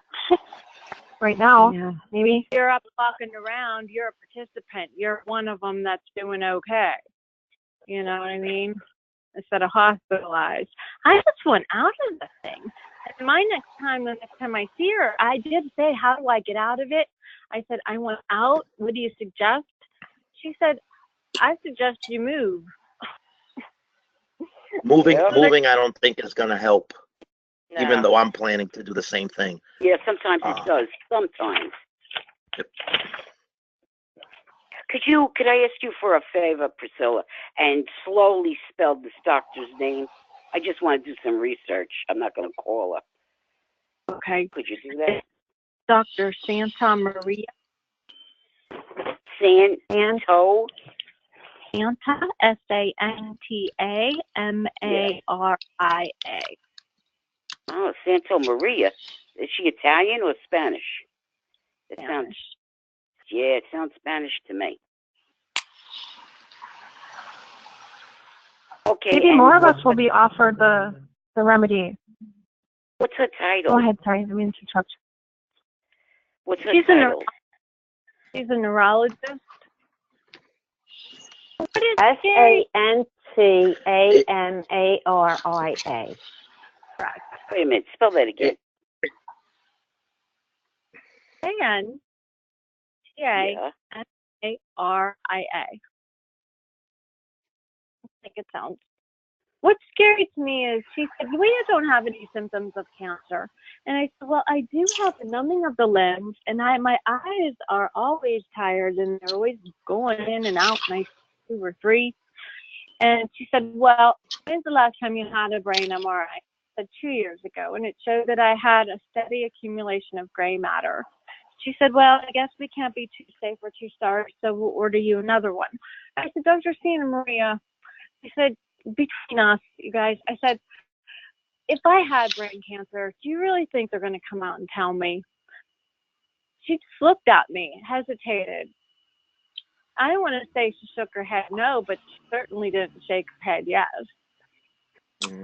Priscilla, she can tell you. I mean, any doctor, I don't care who it is, they can't commit to that because they just can't without testing. If she tells you you don't have brain cancer, which you probably don't, okay, you could sue her. You could sue her for saying, well, you told me I didn't have brain cancer. I mean, anyone could get brain cancer. You know, It's a precaution that all doctors take. They'll never give you a straight answer. Yeah. I know. That's amazing. I wish they would just give you the answer instead of like waiting 4 months before you're ready to keel over. So at least do some things on your bucket list. Priscilla, when you go to see her, could you pump the hell out of her, little at a time, every time you see her? That's so fast.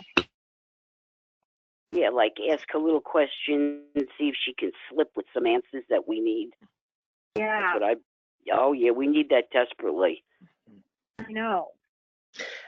I mean, I'll tell you, I don't doubt that she would know that these weapons are in use. I don't think she knows exactly, what it is, but she might know, that, the frequencies, affect the brain or the body, or, She's a brain doctor. She knows. She's a neurologist. Yeah, no, exactly. Yeah. Yeah. I think that this tech isn't, what was that? No, go ahead. All I wanted to say was that I don't think this tech is, really ahead of us. I think it's just hidden, you know.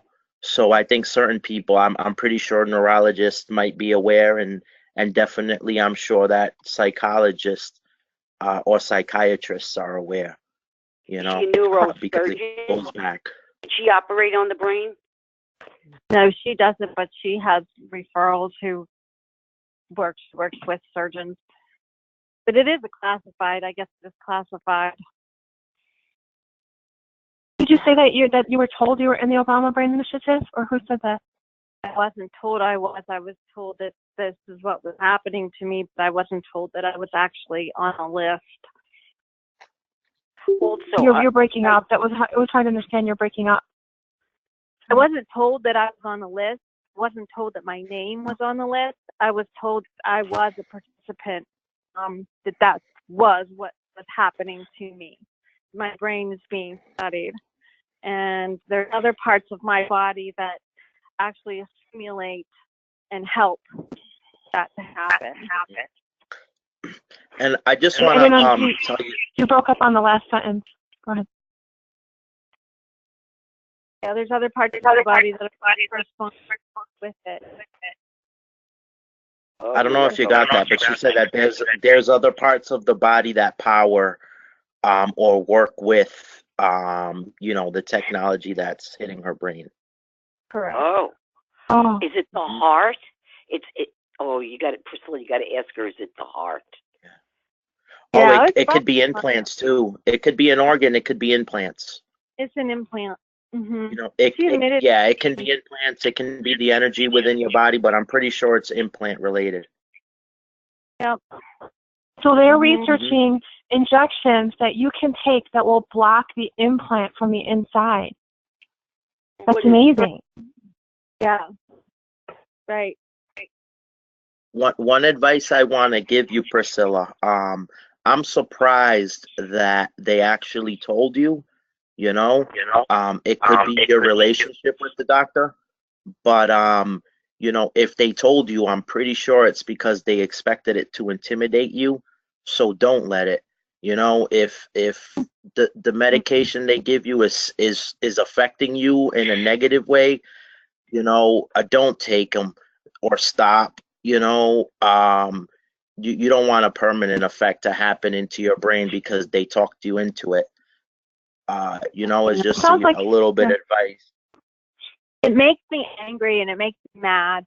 It makes me think, why would somebody want to put these implants and study me and possibly give me brain cancer? I mean, that's what really ticks me off. But the relief that I get from the shot is so well worth it for me. I don't know the implications at the end, but yeah, I appreciate. Maybe they really like you. Sorry. What? I think you're on a study. You're getting studied. Maybe they like you because they're giving you the nice research. My doctor acted shady, and I never went back to my doctor. Yeah, but I've been crying and in torture and whining and in pain since 2012. So I think to the doctors. Oh yeah. I've been in the United States trying to figure out what this is. Some of us are not an experiment. I want you to know. Some of us are just tortured. Maybe they want the house. Maybe they want us out of the block, and they want to buy the house. So how could I say it? It's not all experimentation. It's I hate crime also. Right. Gang stalking doesn't help. My doctor acted in on it. My new doctor. So I don't know if it's the government experiment or if it's. If it was a crime ring or somebody that didn't like me, I don't know how they could get the doctor in. I guess the crime ring has tentacles into every, sector. But she was trying to play the crazy, trying to gaslight me, and then she But the fun thing is she prescribed all the vitamins that I needed, that I had originally gone to her for. But then at the end of this is before I even talked about the weapons. I didn't know anything about the weapons. This was the first month when I just knew I was being stalked. and she crouched over in the, to the side and typed something in secretively into the computer. And she was acting so weird, and then with the big eyes, because I've had, various doctors over the years or people involved, they give you the big eyes. They make their eyes really big. It's really creepy.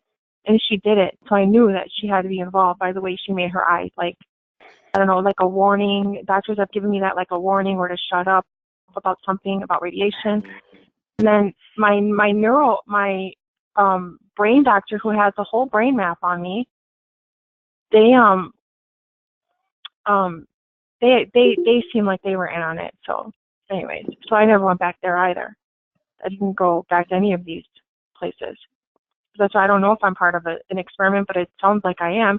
And then with these people, these neighbors that fled, when I called the cops, I found a sign that that at least one of them is in the medical industry. And so that, that's more, I think it's two ways. It's definitely two ways: experimental and hate crime, of jealousy, and they want what you. It's a lot. That's what I think. I think it can encompass a lot of things. Mostly hate crime. Yeah. What we want to focus on is how it gets here, and that's what that's what our research group is. Now, I couldn't do the research group this Sunday. I'm sorry, but I was in too much pain. I could not do it. But this coming Sunday, research group will be on again, and we will be deep into satellite technology. We will be deep into microwave technology. Oh, I just posted a list. It's 99 pages long. It's a booklet. Feel free to peruse it, download it, whatever you'd like to do. It's all of the human frequencies. 99 pages. Yeah, I emailed it to you, Frank. You did? When? Hey, Frank, I got a question for you there, because I found some, in the patents that I, talked to you about, earlier on the chat of the guy I mentioned. They mentioned, in the patent that there's 2 known frequencies. Now, these were from the 90s, so there might be more then, but it was 0.5 hertz and 2.4 hertz. Yes.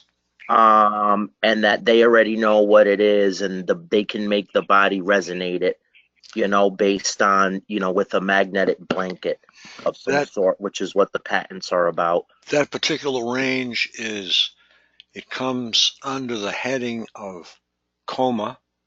It comes under the heading of happiness. It all depends upon what shape you are in. Okay, where's the echo? I was echoing too earlier. What's so interesting, everything you're saying, this is unbelievable. I picked up Dan Brown's book called The Origin, and everything that we talk about is in this book. And it's like, you know who he is, right? He wrote the Da Vinci Code. Yes. And he wrote Angels and Demons, and he's the scientist. What's the name of the book you're reading? It's called The Origin. ORIGIN by Dan Brown. It's so interesting. He talks about big head-on atheists against religion, but together they always, come together. But basically, he said by the year 2050, we're going to be half robot, half human.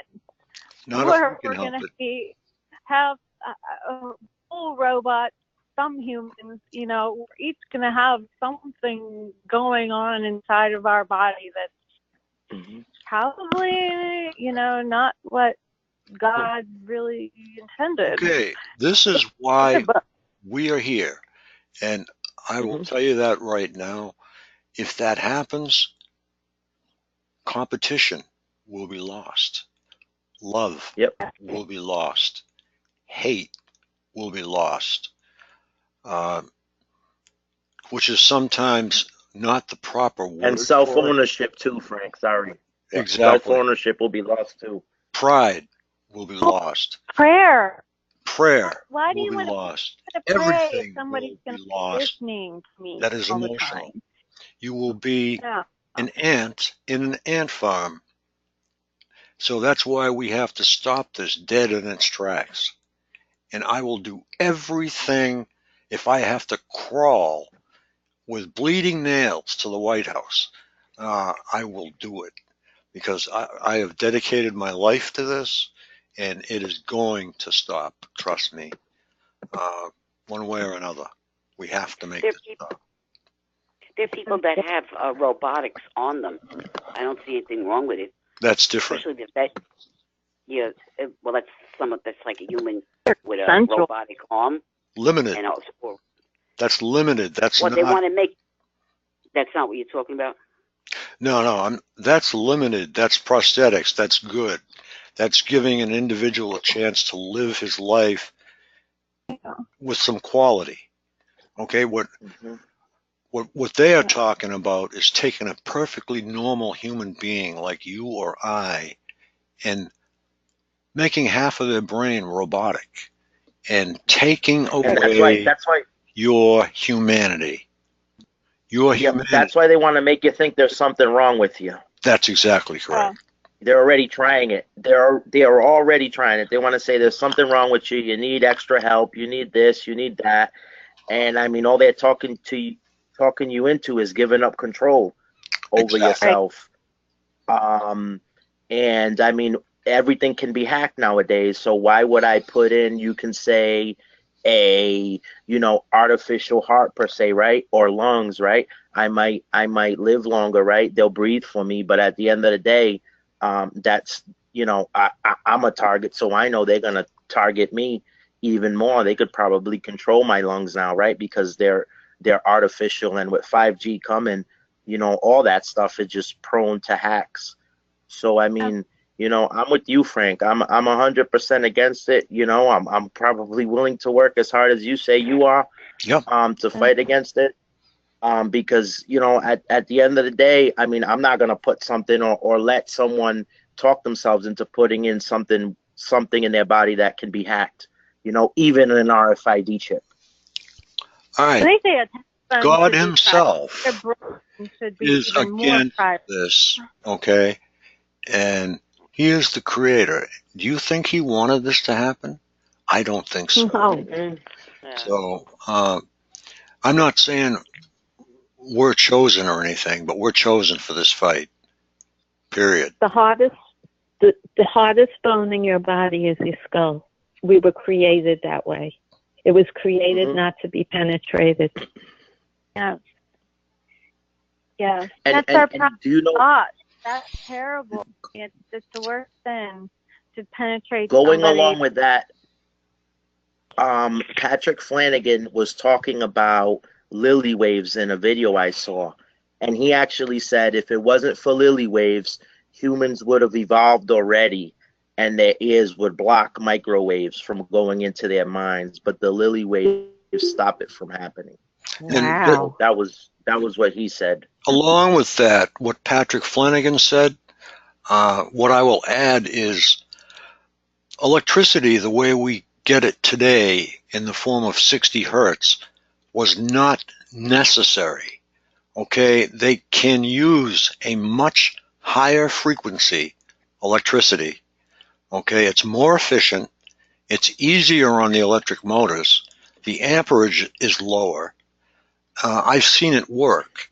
I've seen voltages up as high as 10, 12,000 volts with 30 milliamps. And they were running motors with it, very quiet, cool to the touch, and it travels a lot easier. So what they did was they got into this high amperage electricity way back when, and they couldn't get out of it. And that's why we're stuck with it, and Angel is 100% correct.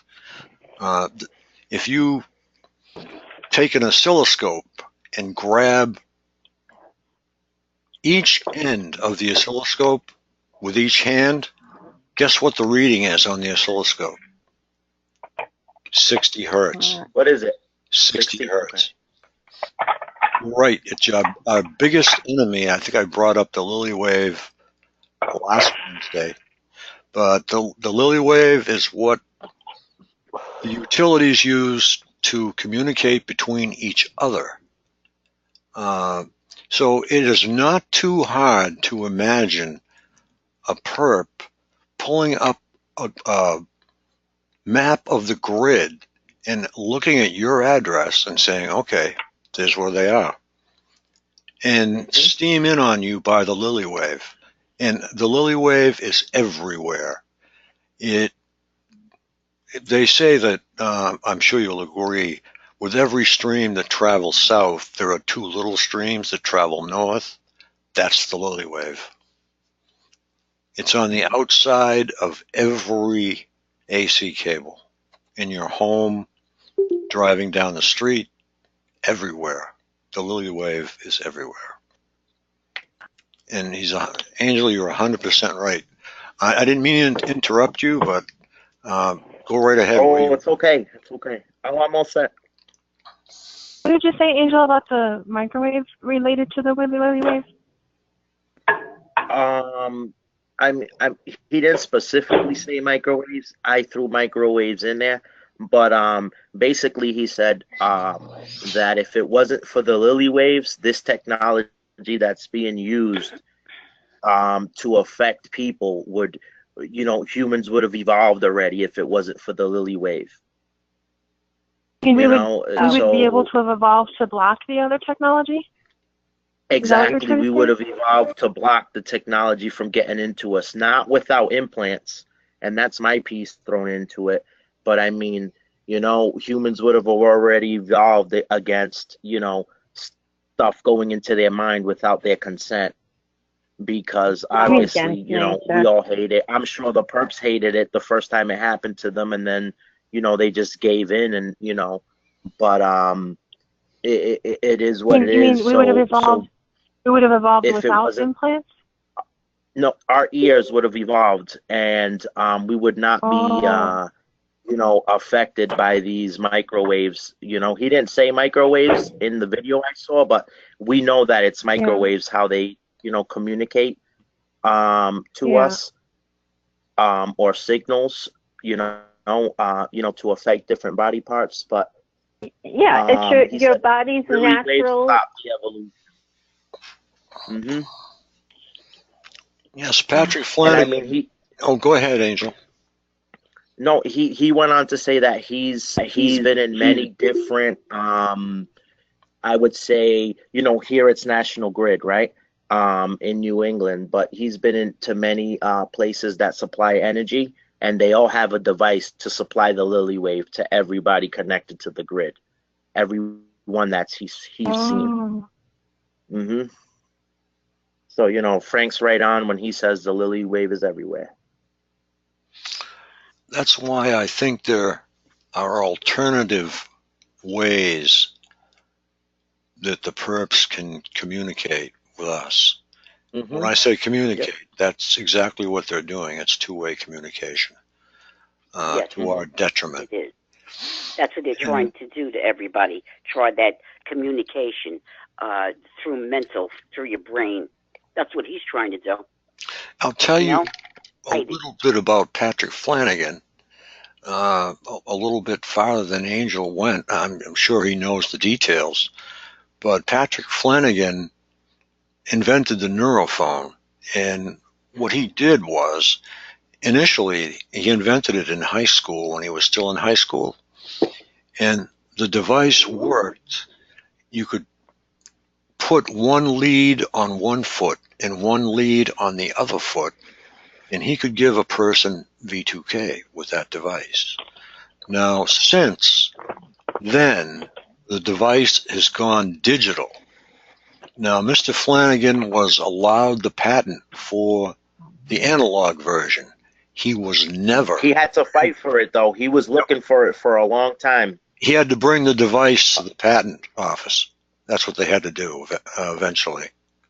They brought the device to the patent office. but he has never, ever, as far as I know, gotten patent rights to the digital version. And I think it's because well, it has to be. That's what the government is using, or that's what's in these devices. The difference is the transport method between the neurophone and yourself. And I think we've got that narrowed down pretty much to satellite tracking and ground radar attacking. And I could be very wrong. And Frank, do you know what his patent is called? What's that? Nervous system excitation device. In 1968 approved. But that's what it's called, the nervous system excitation device. And I believe that might be the neurophone in a way. That would be it. Mm-hmm. He was taken to actually he had to call the CIA every once a week, something like that, and speak with them. Mm-hmm. Yeah, I heard that on his interview. Yep. And he had a number he would just call? Yep, exactly. And he also invented a device that would detect a nuclear launch anywhere around the world. And he presented it in his science class. And somehow it got back to the CIA. And that's when they called him down in the office and said, well, I think it's time for you to come work for us. And he did a lot of work for them. And then he went back to his, I believe, then wife or girlfriend. And he led a very miserable life for a long time until he was able to get some monies together. But he's actually, I would say, the father of this. He's not the father of MK Ultra. That is based on hypnotism and based on fear. It's based on death, the threat of it. Continually, you threaten somebody with death all the time. You know, I mean, I hear it like 10 times a day, or 15, 20 times. It doesn't bother me. So good luck with that, you know? So that's what you got to do. You got to basically tell them where to go. It's your life. Reclaim it. If they've taken part of it, take it back. It's yours. God-given. So we're working like hell on this, and we'll get somewhere, and we will find the answers. And I think we've got a very good head start. We've got good people to work with. We've just got so much to do this year. There's not enough time in a day. That's why half of us are up till 2 in the morning. And if we're not doing something in the way of paperwork for conferences or websites or whatever, we're working on a device. So we're all working very hard. And I appreciate your support. And if you hear me say our website, that's because it's your website. It's our website. It's not mine. It's yours too. Maybe you might not want it when you see it, but no, it's not looking too bad. It's getting better all the time. My HTML skills have to be refreshed. I wasn't ready for Dreamweaver. I checked it out, Frank. The homepage looks good. Yeah. I like it. Yeah. And then, the menu's there, and I just had to find the menu. It wasn't easy to find. Yeah. Because it wasn't on the top. It was on the bottom. But that's it. It was pretty good. I like it. Can I ask Priscilla a question? Go ahead. Still on. Priscilla, good thing I don't have your doctor. Just throw me out of the office. Ask the doctor, nonchalantly, if people are doing it, right? They're doing it through the computer. Okay, they mapped out our brain, but is it sound waves that they're sending to the brain that's on the computer? our brain that's on the computer? Is it sound waves? Is it electroshock? They're administering to our parts in our body or parts in our brain. You got to find that out. Please. Sound waves and radio waves are the same thing. I want to know. We want to know how they're doing it. We know they mapped out our brain. We know it's being done on the computer, but how are they administering it to our brain? Radio waves. What we want to know. I'll tell you right now. Radio waves. Now that's like funny what you said, because are they administering radio waves to our brain through the computer? Yes. Wirelessly. Through a site, then to you. In other words, they're dialing into a site just like you dialed into this call. Right. Yep. And probably the computer is doing it, dialing the site. Okay, no one is fast enough to interject the thoughts that they have. It has to be a computer that's doing it. Either it's when they come up to a skit, it might be a sequence that they're injecting. Okay, in other words, a program, a batch program that's run, that's injecting, but it's doing it fast. I can see them. I know what they are. I know they're not mine, so I immediately reject them before they even hit. It's difficult to reject for me. Sometimes I'm sleeping. I've had dreams before, but some of these dreams are just wild. And you know what? I'll wake up the next week. I know it sounds crazy, but I'll see something that looks just like it on TV. I mean, I think it's done for entertainment, for money, for study, for anything that they can possibly get out of it. Okay, I'll tell you an area of this that you probably haven't thought of yet. It's probably going to flip you out, and you might not think I'm being truthful, but since they can give you emotions, they can record emotions. Now, I think what they're doing is they're recording human sexual responses and selling them. That's what I think one of their sidelines may be. I could be all in on that, but no, you're not. They're making money. No, you're not. Yeah. I think they did a lot of weird stuff happened to me for years. I think it makes sense now. They're recording did I tell you? orgasms and whatnot, and and they're selling them to say a person who is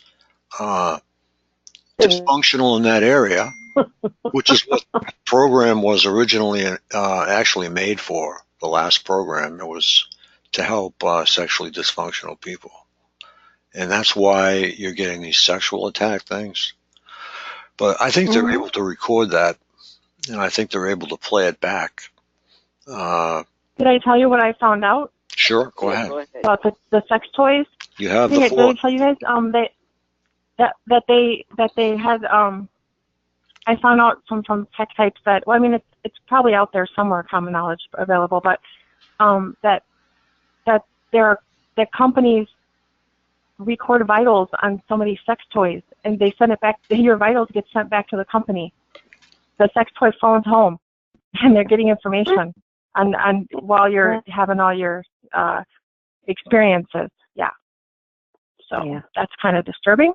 That's the Internet of Things. Even things with the bed bugs.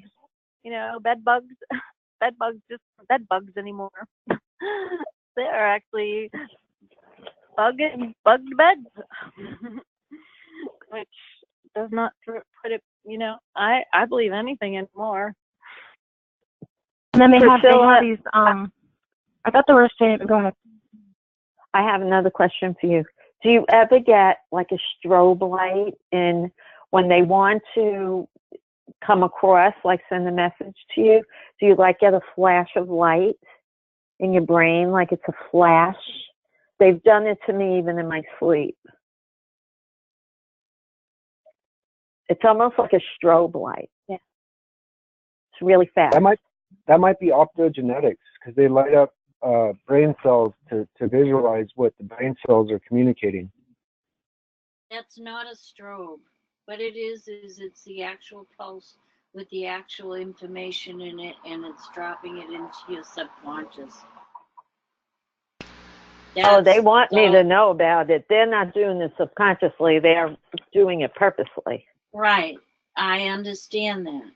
But your subconscious runs the show. Your intellect is put on quiet, and your subconscious runs everything. You know, and that's what they've tapped into is your subconscious. If you go to my webpage, I explain it exactly how it works. But this white strobe light that you are experiencing, I have long thought that what they've utilized is the high intensity LED lights. And the reason I say that is because of what I have experienced, and also because the guy who invented the white LED light won a Nobel Peace Prize. A Nobel Prize. Why did he win this what's your website? prize? What's your website? I didn't know you had one. Oh, well, it's called Resonance, and it's on Facebook. Okay, I'll check it, and I have to friend you for me to see it. Yeah. Okay, Residence.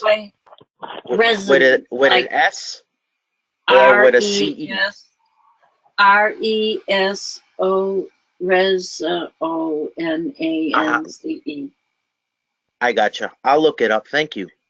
But I've long thought that game theory, the games that they play, has been.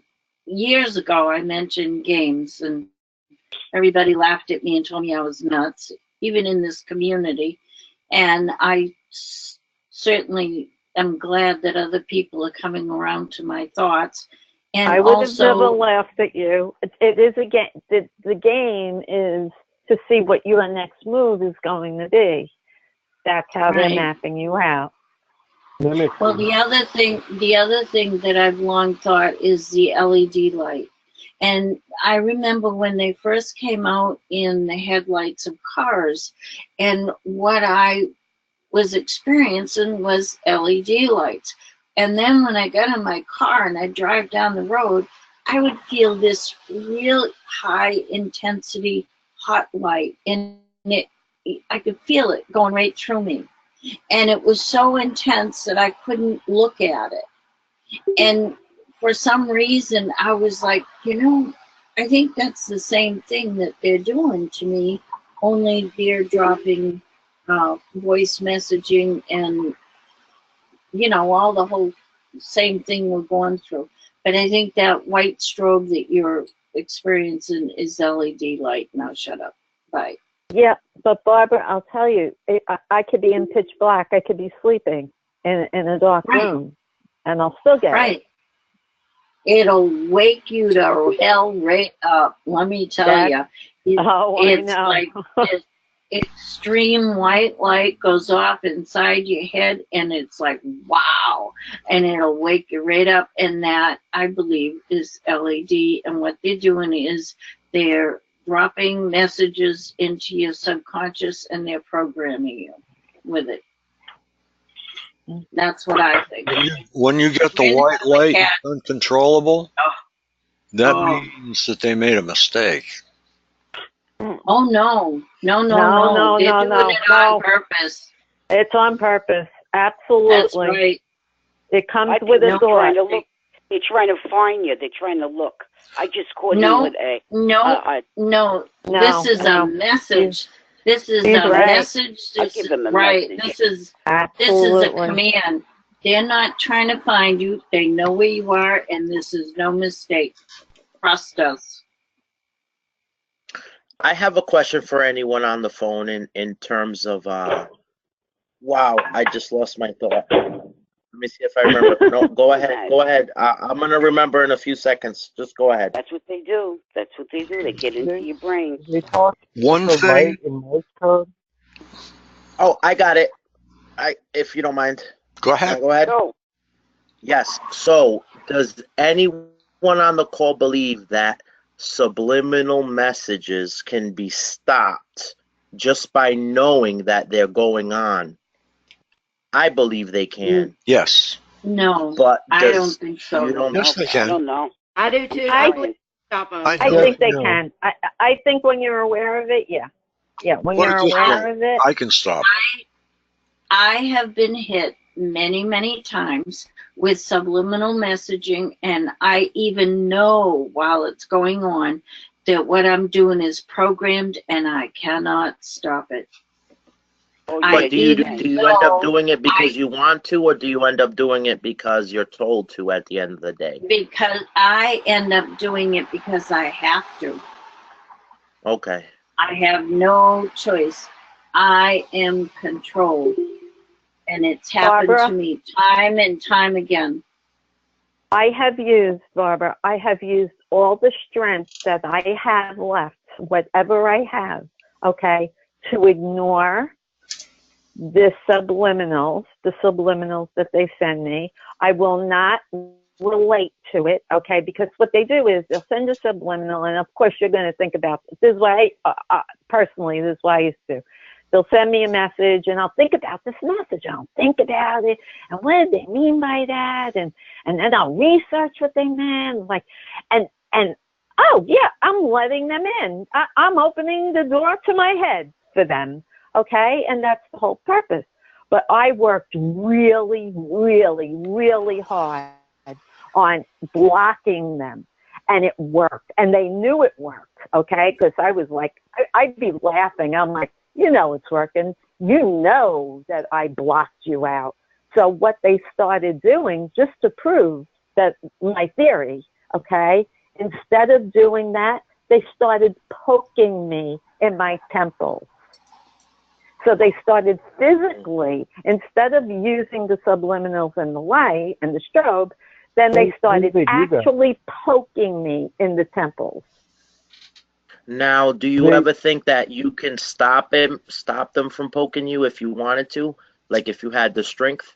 Because I think believing in it can help No, stop because them. I don't know when it's coming. I don't know when it's coming. I have no idea. Right. How can I stop it? True. Mm-hmm. They do me when I'm falling asleep. They just keep hitting me when I'm half asleep, and they are relentless for hours. And I just keep trying to fall asleep, and they just keep coming at me every time I start to fall asleep. I doze off. They sense the nerve that puts me to sleep, and as fast as you can clench your fingers or snap your fingers. Yep. That too. I've been in certain circumstances. I've been in certain circumstances, Angel, where I have been.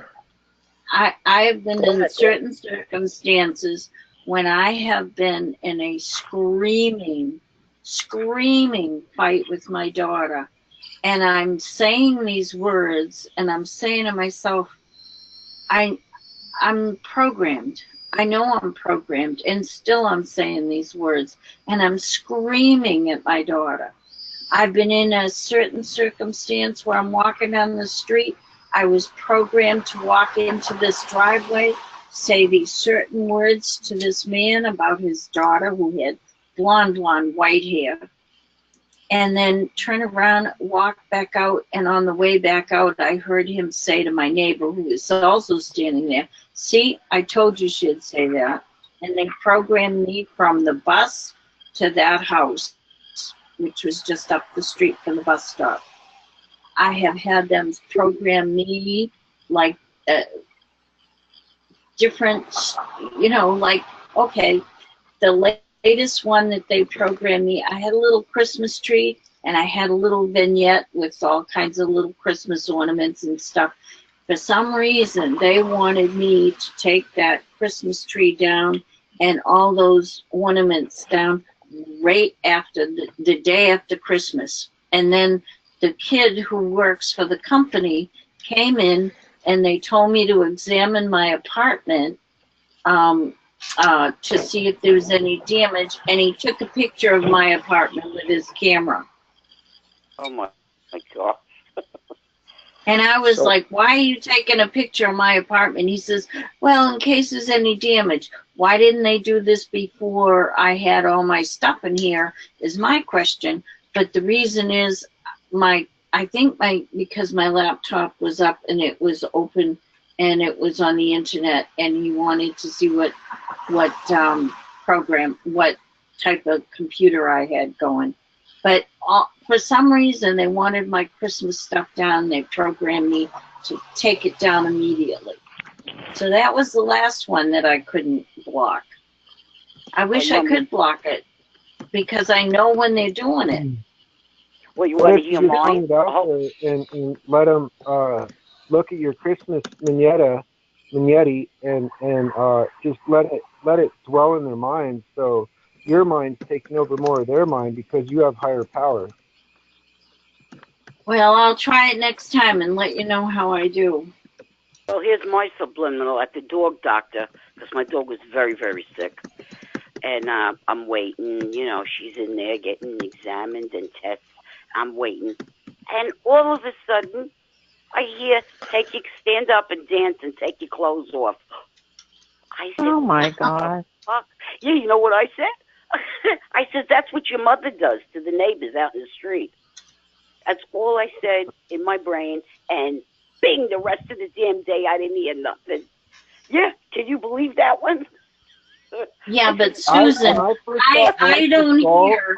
I spent hours like Well, 1 hour I of don't- my first night of Voice the Skull, and I called them idiots. I said, "You're idiots! Shut up!" And they stopped. These two But I Mexicans don't stopped, hear- and they never Angel, bothered me again. I don't hear words. Susan, I don't hear words. I only get this very, very strong compulsion to carry out this task, whether I like it or not. I do not hear words. I do not hear commands. They do not tell me, take this down. I'm looking at it and I'm saying to myself, I've got to do this now. And that's it. I do not hear words. Okay, so you get the impulse. They're working on something else with you. They're working on Wicked, your... wicked bad. Yeah, you gotta watch I get out the for high that. ear ringing. And that CD really helps. I mean, CD is obnoxious, but it helps. It's better than the inside of my ears ring. Tinnitus forget is another sign of direct energy weapon. That's how I get tinnitus. They shoot my inner ear with direct energy weapon, and it just goes off. It goes like the pressure change, and then the ringing, you know, and then it lasts like 10 minutes. Though it only lasts like 10 minutes now. I think I've defeated a big portion of the other tinnitus they used to give me 6 years ago. Well, I've been using Dave's CD. Sorry. I've been using Dave's CD, and Dave's CD it does. The first time I used it, I was walking around the mall in a fog, and I was very depressed. And the minute I did the CD, within a half hour, I was like happy, and I was like, wow, I was very, very depressed, and I was walking around in a fog, and the fog went away, and I was like, I didn't even know it. And I don't use it all the time. I use it periodically, but it really helps. I've texted Dave twice over like the past 3 months, and I never got a reply either time. Just putting it out there. I don't know what to do. Keep getting in touch with them. Keep He'll get back to you eventually. He will. Are you leaving your address? On Facebook. You have to leave your address and phone number. They could be blocking her. They could be blocking it. Yeah. Maybe I'll try to go through someone else. I don't know really, but I think I interrupted Marcus. Oh well, that's how I met Dave the first time. I caught and copy and pasted like a page of my torture with, you know, B2K, and he got back to me the next day with one response. He said, "Okay," and then a week later, I got 2 of his CDs in the mail. You know what I was doing the other night? I was laying in bed and they woke me up at 3:00 in the morning, and I started to cry. I just couldn't deal with it anymore, and I started to cry. And you know, they couldn't handle it. The perps could not handle it. They told me to shut up. And the guy next door usually says hi to me and stuff. He ran by me. They just couldn't handle my crying. And I've been crying a lot because they've been after me like 24/7, and I just can't stand it anymore. Oh. Yeah, I know the feeling. I mean, it's wild that it affected them. I used to cry for hours. I never noticed a change. But it's interesting. Well, these perps here are different from where I used to live, because when I used to live, I'd cry every once in a while when things got too bad. But here, it seems to bother them, so fuck them. I'll cry. Yeah, if you cry, I feel want to your share pain. something. They feel your pain. It reverberates through them. So if it's 1 month or 1 year of pain that you feel, they have to feel some of it too. I hope so. Because they're turning me into a vegetable. Yeah. So I want to share something. I don't know if it'll help people on the call, but you know, in terms of, you know, hearing, you know, voice to skull, and then, you know, being hit with a direct energy because of either what you said or how you acted or something like that, you know, that happens to me. And I'll tell you why it works for me before I tell you what I do. So the reason I think it works for me is because early on, 12 years ago, when I first got targeted, they told me that, you know, he feels what you feel. Pretty much, that's pretty much how they said it, you know. So whoever's reading my mind, in my case, you know, I think I should believe that he also feels what I feel. So when they hit me with, you know, a do, you know, either, you know, around my stomach, or give me, you know, tightness or something like that, what I do is concentrate heavily on it. And I would say you need to have a strong mind to do so. But, you know, say it's like, you know, ringing in the ears. So what I do is concentrate heavily on the ringing in the ears and make it echo, and it kind of interrupts what they do.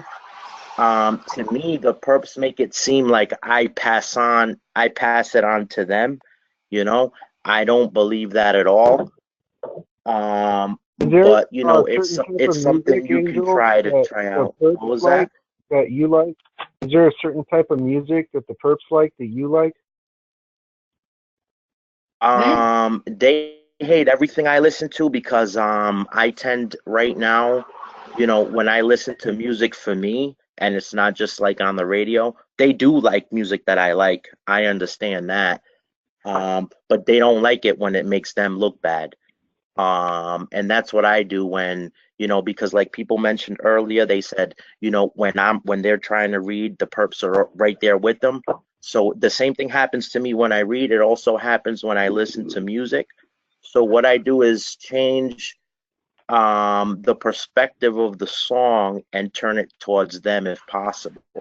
You know, if not, then whatever the song makes me think about, I just make that resonate, and I end up ignoring them. Okay, yeah, they freak me out because I'll be playing stuff that they really like, but then they'll turn it into a broken record and keep playing it over and over. Yeah, like in your head. Yeah, the past 3 days has been insane. They keep playing the same Coldplay song over and over and over, and I say, "Shut up!" Yeah, shut up. So and they don't shut up. But when I played Whitney Houston, they just shut up.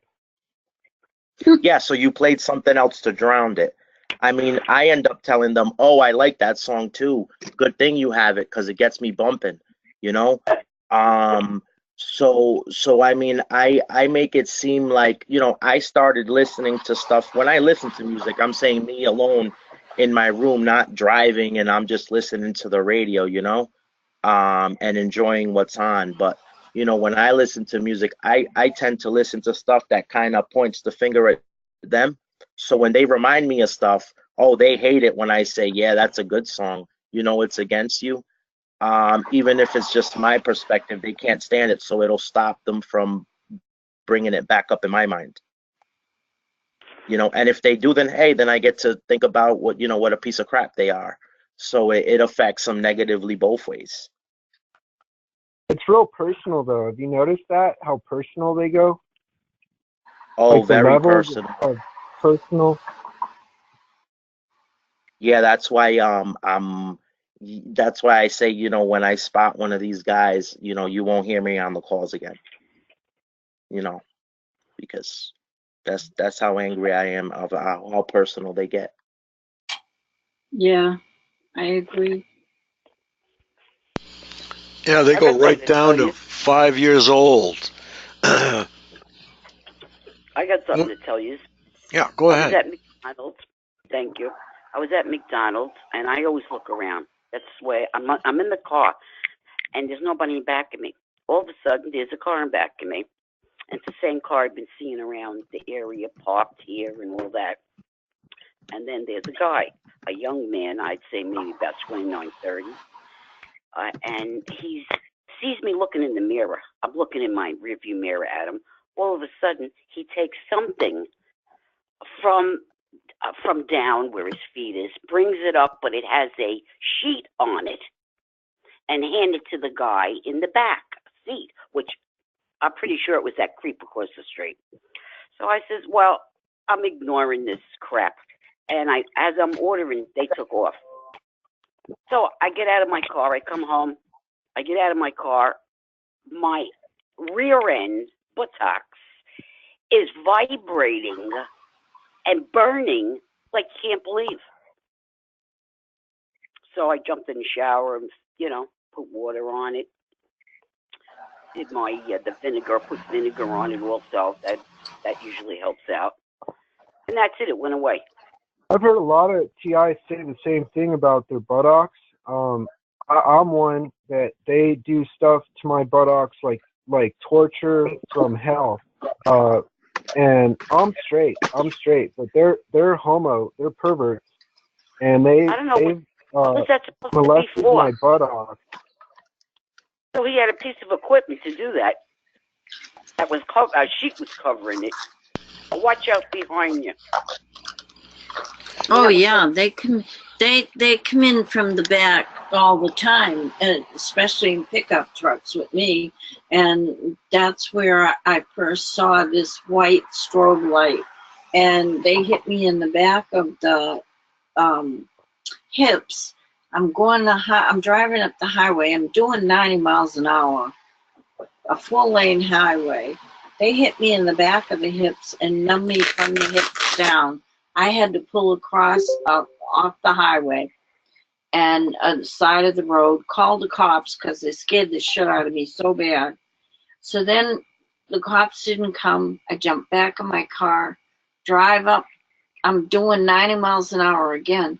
They hit me in the back of the neck and numbed me from the neck down, and I had just enough time to pull myself off the road on the side of the road. Finally, they went past me and kept going. As soon as I got feeling back, I got back in my car, drove up the highway, got off the highway, took the first exit off, pulled a U-ey, went back down, got off the highway, first thing, dumped my car and took a cab to the airport and came back to Boston. I was in San Diego at that time. They can numb you. They can do all kinds of shit to you. I mean, this is why I say this is a totalitarian state, because they can do whatever they want with you. And some of the things they've done to me is absolutely off the planet. You wouldn't believe that they could do things like that. That's why I don't think a lot of us are experiments. I think that's a hate crime, learning crime. They learn from a target, and then they learn to hate him. To do this crap, they have to teach it, so you can learn it. So that some of us are that. That's called practicing hate. Yeah, they're practicing all right. Then they learn that. Then they call me a bitch. Bitch. I can't even go to the bathroom in peace. What bitch? Where am I, you bitch? Here's what you want to do, Susan. Just tell them, hey, you're trapped. You can't leave that monitor of yours. You are trapped. You're an addict and a rat. They can't leave that. They can't leave the monitor. That's good, Frank. That's really good. Yeah, call them a peon. They're a peon. Yeah, I like that too. too. They're slaves, and they are trapped. This guy's definitely trapped across the street. Good God Almighty, he follows me. And you know something, Frank? I had to go for an eye checkup. It's because I have the implants in my eyes, the lenses. Well, he said everything is fine, excellent. How come I can't see out of my left eye when I'm driving? What the hell is this blurry vision? Do you have this? They can do that. They can do. Yeah. Yep. Yep. This is crazy shit now. It's really very blurry it's dangerous. They cross your left and your right eye somehow, the nerves. Just a little bit. Yeah. Whatever they do, height, they do. You know, like, are they taller? Are they shorter than you? Are they bigger? Are they smaller? You know, you just got to scale them up, size them up all the time, and run them down like the vermins that they are. That's it. You're getting the idea. That's it. Well, these men that are around me, I'm telling you, I just can't handle it anymore. I'm falling apart. Well, you got to get strong. Don't fall apart. I'm just It's tired. easy to say. It's easy to say. It's hard to do. I can't do this anymore. I just can't. I don't care anymore. Keep it together, Barb. I'm sure that you do, and I'm sure there's plenty of people that need you. You need to, stick it together and stay you. Be yourself and go about things the way you go about things. Don't get into that negative attitude because it's never healthy. It's very bad.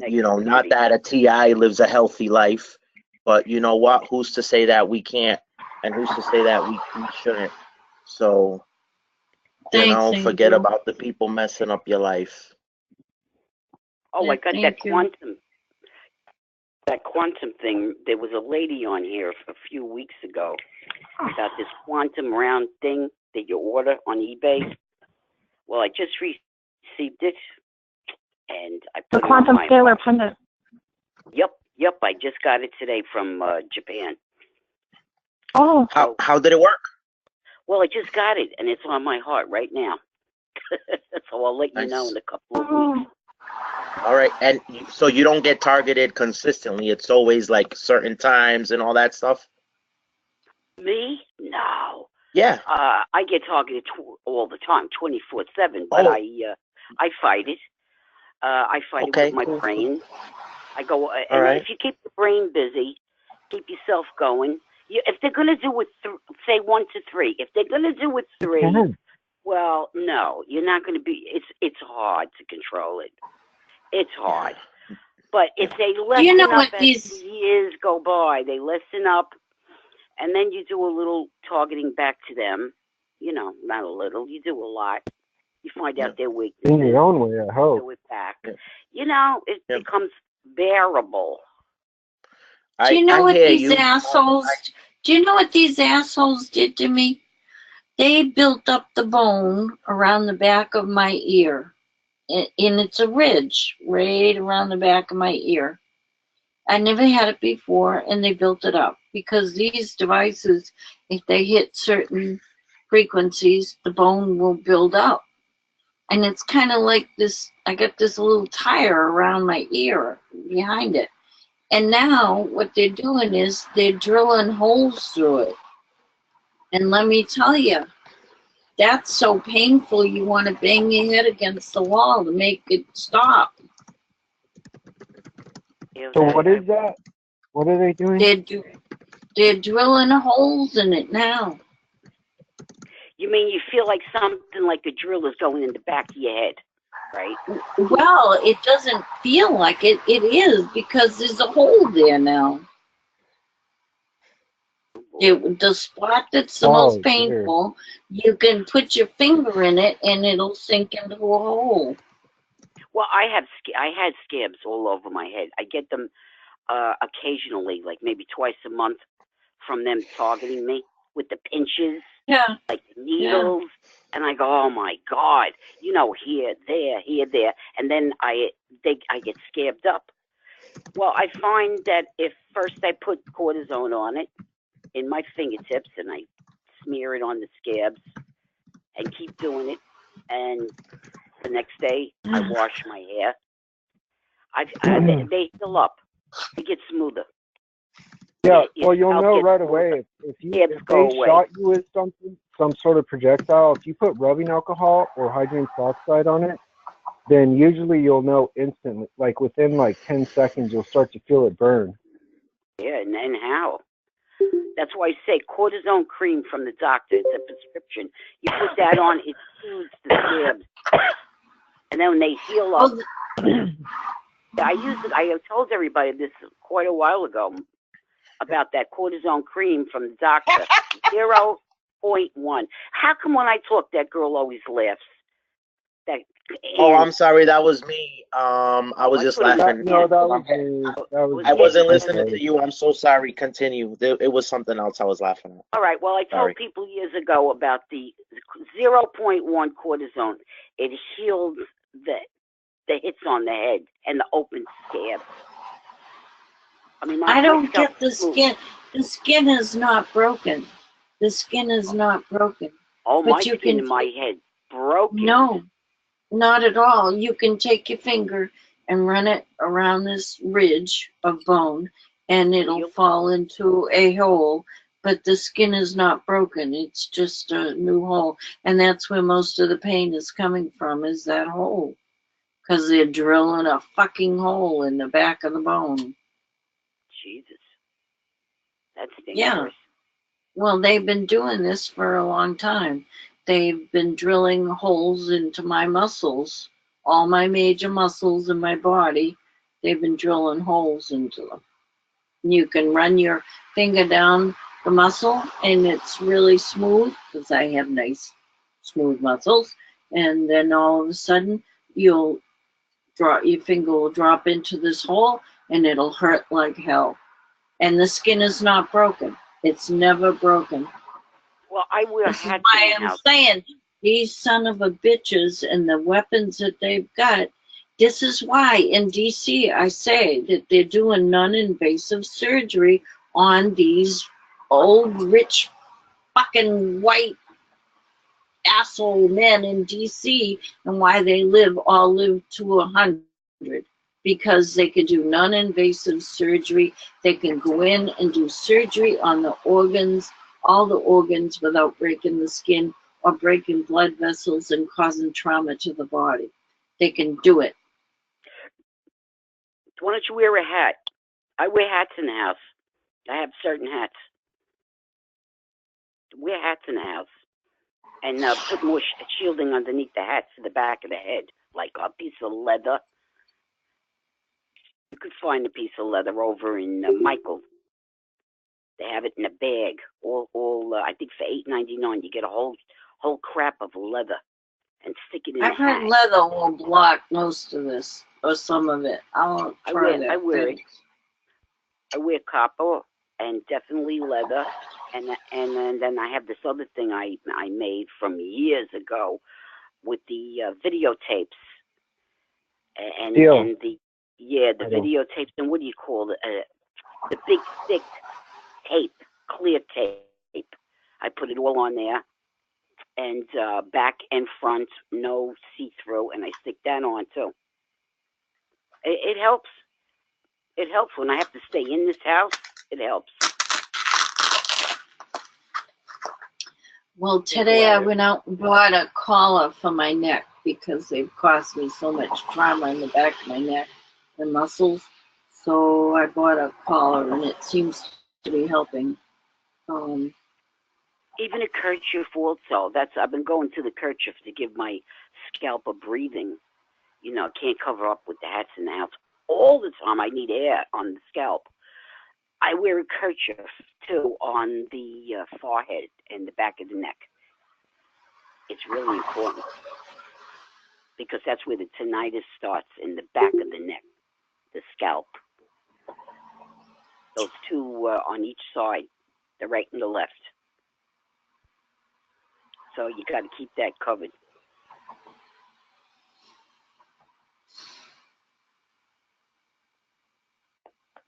I don't know. I don't care anymore. I want to kill them.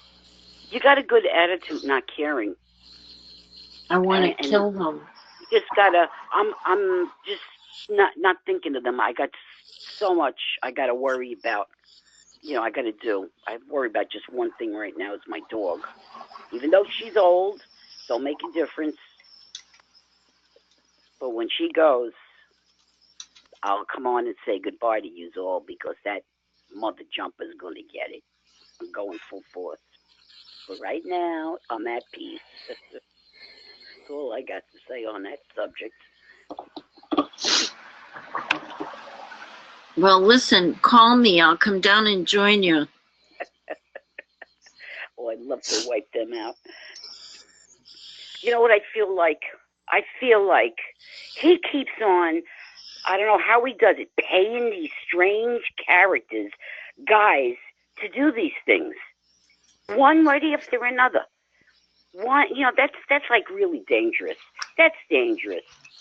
Because he doesn't know who these people are. He doesn't know their inner, what they're going to do. It's becoming like really dangerous. Yeah, they get shit. paid. No. Oh yeah, they pay people to do this. They pay another dirtbag, but they don't know if the guy's dangerous or not. They just, you know, give him money. Here, go do this.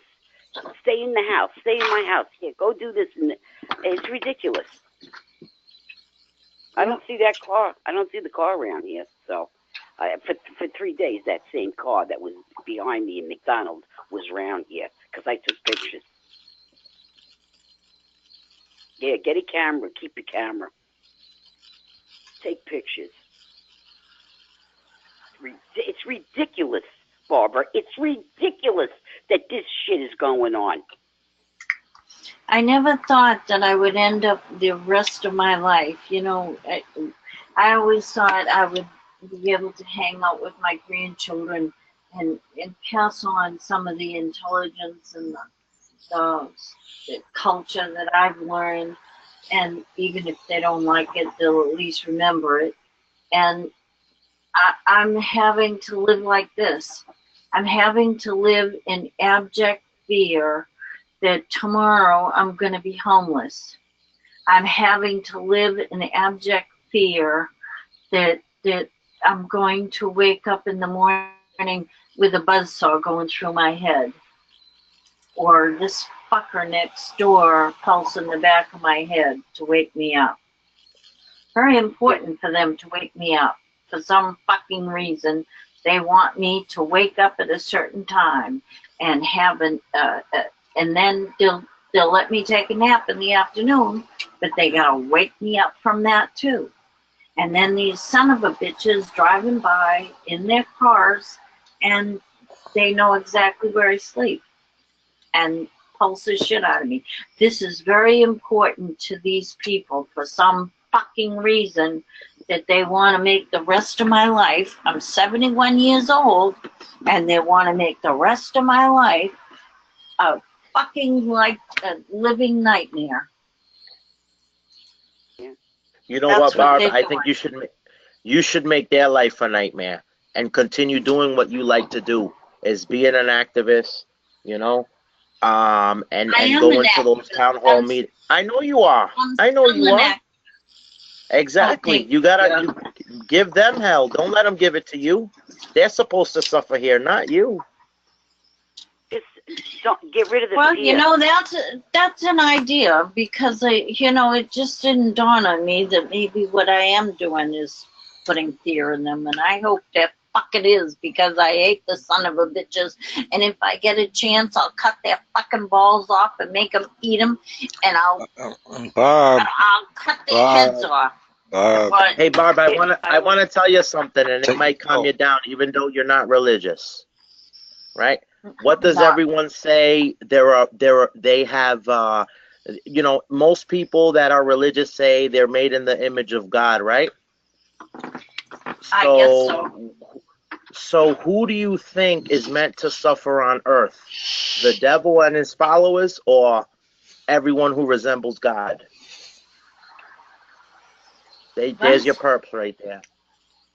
I said, given what I told you, so I told you that, most people that are religious, they all say that, they're made in the images of God, or that people are, right?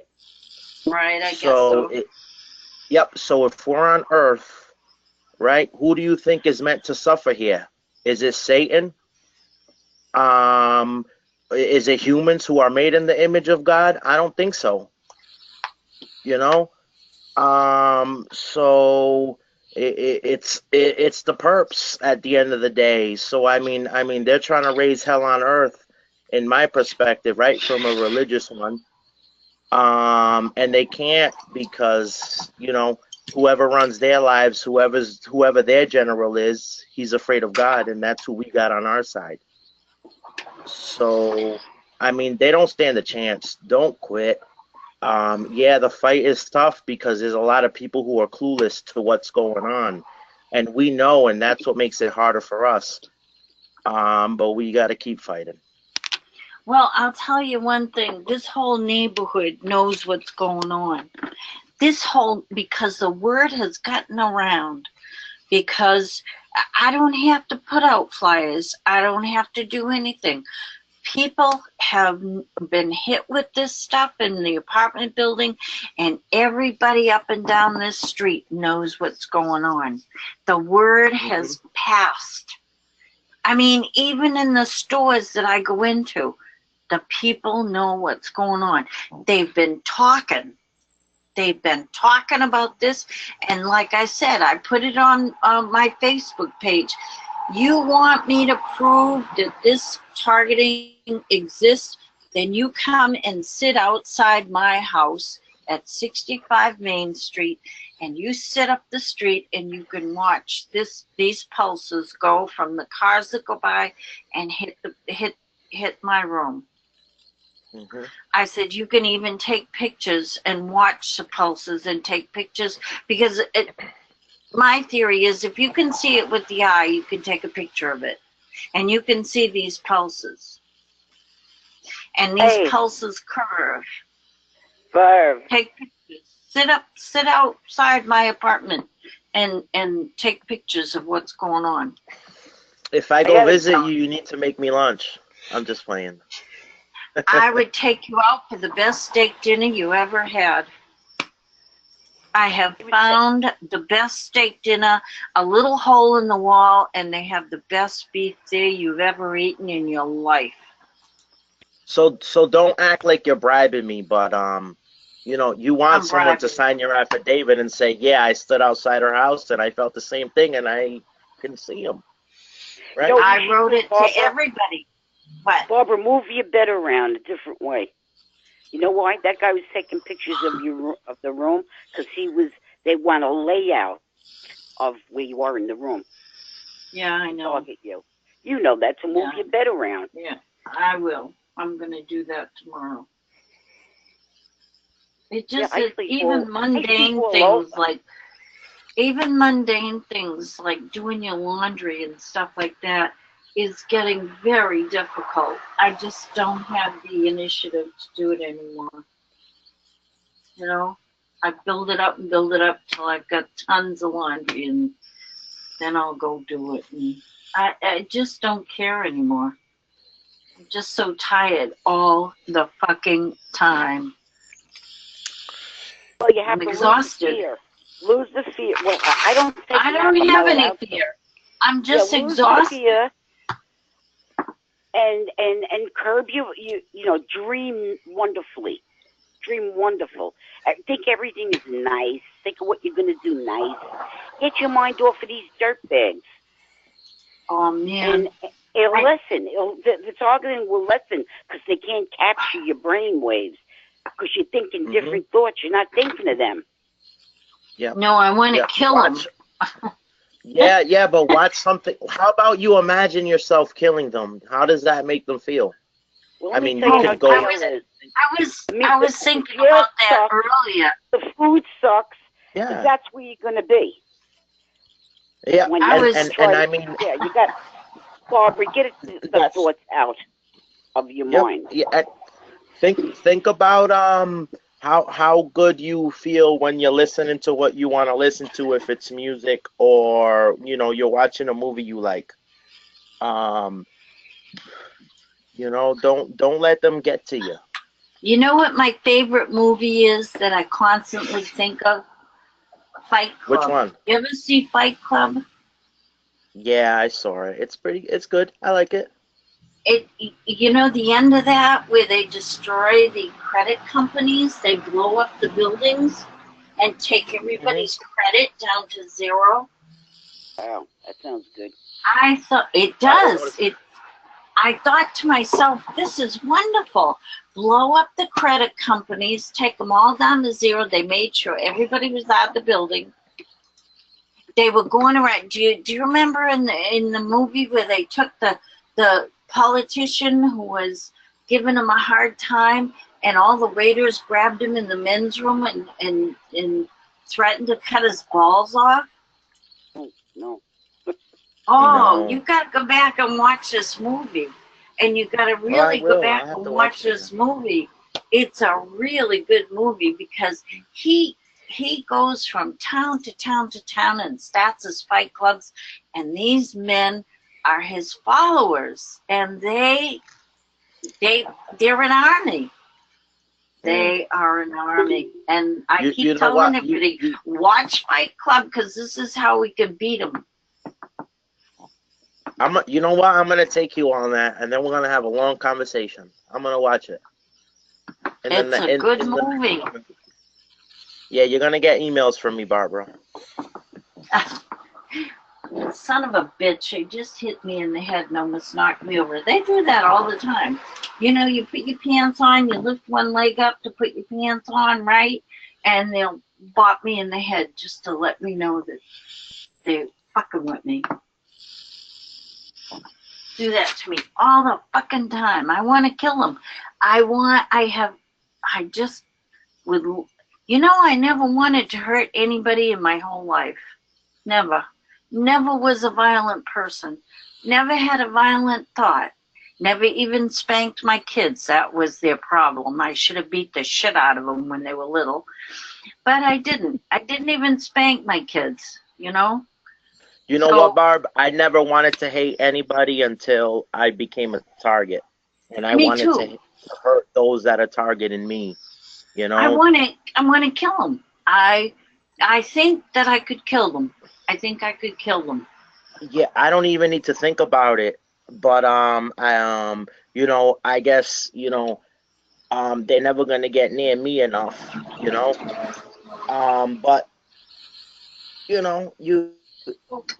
try to think about what makes you feel, good about yourself, Good. I want to kill them. Hey, guys, can I say? Oh, trust me, I have images in my mind. I have images in my mind doing all sorts of things to the perps. Oh, yeah. In terms of real torture, not just mental torture. Their little toys, vaporizing them so they're gone and they can't play with their toys anymore. Oh, that sounds good. They're no longer wasting our air. Hey, you guys. Can I say something, What's up, please? Ashley? Go ahead, Ashley. I want to say that before my targeting, I am crazy, and sometimes I attract crazy. I mean, I guess it takes crazy people to be with crazy people. So anyway, the point is that I was with pretty much a psychopath years ago, and I really did hate him. And then, you know, it took a long time, but I knew I needed to forgive him, and I went through the motions, and I said I forgave him, and I tried to feel it, and I tried to mean it, but until the day came where I really felt it deep in my heart, you know, I was just trying to do it. And the only person that hate is hurting is the person who is feeling the hatred. You know what I'm saying? So you don't mean to hurt yourself, but you are hurting yourself by hating. And if you can let go of the hate, I know it's hard. It's easier said than done for sure. But really, it will lighten your load some, because the hate's not hurting them. It's only hurting you who hates them. That's a wonderful sentiment. But you know something? I want to hate them. I want to cut their balls off. Holding you back, but it is. I'm not. It is holding you back, Barbara, because you're looking at a big hater and a big doer. I do. You know, you've got to let it go, at least for a while. Let it go. Let it go and shield your goddamn head up. Susan, it's the only thing keeping me going is the hate that I have for them. But Susan said the right word. Yes, What? Susan called them haters. Feel the stress you're putting on yourself by hating them so much. You gotta try to let that go a little bit and live your life. Well, I do. I try. But you know something? They always bring you back. They always bring you back. And it's the same bullshit. And you know that. You all know that. You know that they all bring you back. They want you to be angry and upset and stressed out and feeling hateful, because I think it makes it easier for them. Right. And you don't want to make it easier on them, so. I don't care. I just want to kill them. They love negativity. Make me feel better. Huh? They Well, love of course they negativity. do. So try to be positive. Yeah. Try to be positive. Keep your brain busy. Even if I'm in the house and I got nothing to do, I find something to do. I'll go on the internet, or I'll definitely watch TV. I mean, I always have the TV going. I mean, try to be positive. And then people say, "Oh, they're watching you. There's surveillance in you." So what? Who gives a crapola? Just live your goddamn life. That's all. Live it. Yeah. I don't know. I'm at the point where I don't care about anything anymore. I don't care about anything anymore. I really don't. They've erased every bit of caring that I have for everything. And I love to knit. I knit all the time. And you know, they've even just I love coffee. I love to drink coffee. I like the whole thing of making coffee in the morning, and they even fucked that up. Yeah. How'd they fuck They've coffee up? taken they take the taste out of it. How the hell can they do that? It doesn't. I don't know, but they can do that. They can make food taste shitty, and they can make food taste good, and they've been able to do that. Hey, you got to clean the coffee pot. You got to. I watch out for that because I really enjoy coffee. I only want a certain brand, and I'll hunt it down all friggin' day until I get it. Yeah, I know what you're talking about, but you gotta, I love coffee. Love coffee. Love, and they've taken the taste of that away. It tastes shitty now. They've taken the taste of food away, and they've made it taste shitty. Well, that's all a good point. You lose some weight, and you only have coffee in the morning. If you don't like it, spit it out, and you can go to sleep at night. Because I only can have 1 cup in a day, and then that's it. Yeah, so, they take it. Yeah, but these are small pleasures in my life. You make it better. They make it shitty. You make it better. but this is just it. These are the things that give me pleasure. I love to knit. You know what they did? They drilled holes into my left thumb so that it constantly hurts. And it's real funny when they drilled holes in it, they left a mark on the surface, and I took a picture of the mark. And there's a hole, and they drilled it to the cartilage. They've drilled it to the cartilage where the fatty part of your thumb is. And now this left-hand thumb, I can actually bend over like I'm double jointed. Never could do that before, but they did it. These people are assholes. The things that they think up. They think, which I got that message from one of my phone calls. They think that we're not a good American for not letting them practice on us. Oh, jeez. Oh, yeah. Oh, yeah. That's why I'm a bitch. Okay? We're not good Americans because we're supposed to let them practice on us? You got it. You know what, Susan? I agree with you, and I kind of get the same sort of sense from my perps. But you know what I do? I call them slaves because they don't like to think for themselves. They don't like to make decisions for themselves. And they like to be controlled, 24/7, especially those that watch me all day. So, at the end of the day, yeah, I'm not a good American, but I ain't a slave. That comes from the military. Because they said that one of the reasons I was told that they have these weapons and use them on the public is because the military cannot go into a theater of war without tested weapons. So it had to use the directed energy weapons on live subjects in order to test the parameters of the devices. That's right. Well, these guys are not in the military. They're dirtbags. Right. I mean, yeah, they're dirtbags. Some of them are too young. They're kids. I don't buy military. I think they You know what I was told about that? They stole the patents from the military. That's what I think. Because these kids You know what I was told about that is the United States wants to have a standing army. So what they've done is they've taken these kids, young kids, 10, 12 years old, and they've taught them, and they're already trained because they're all hooked into these games. And they've all got the eye-hand coordination to shoot. And these are directed energy weapons. And this is a standing army. The government believes this is a standing army. If they're invaded or revolution or insurrection or anything, they've already got them trained. That's also what I was told. Whether it's true or not, I don't know. Hey, Susan, I agreed with everything you said, Susan. But at the, I lost my train of thought. Forget you know what it. I Go say ahead. to them? Practice on your back. mother. I say practice on your mother. Let's see how she likes. Yeah, I like that. That's what I Practice say. on your mother. Oh, I'm always with the practice on your mother, plus all the dirty, filthy things that come out of my mouth. I can't help it. And I say practice on your ugly effing devil kids. I don't give a shit. What do I got to worry about their family for and their relatives? There you go. That's right. Obama has 2 daughters. Why doesn't he go in their brains?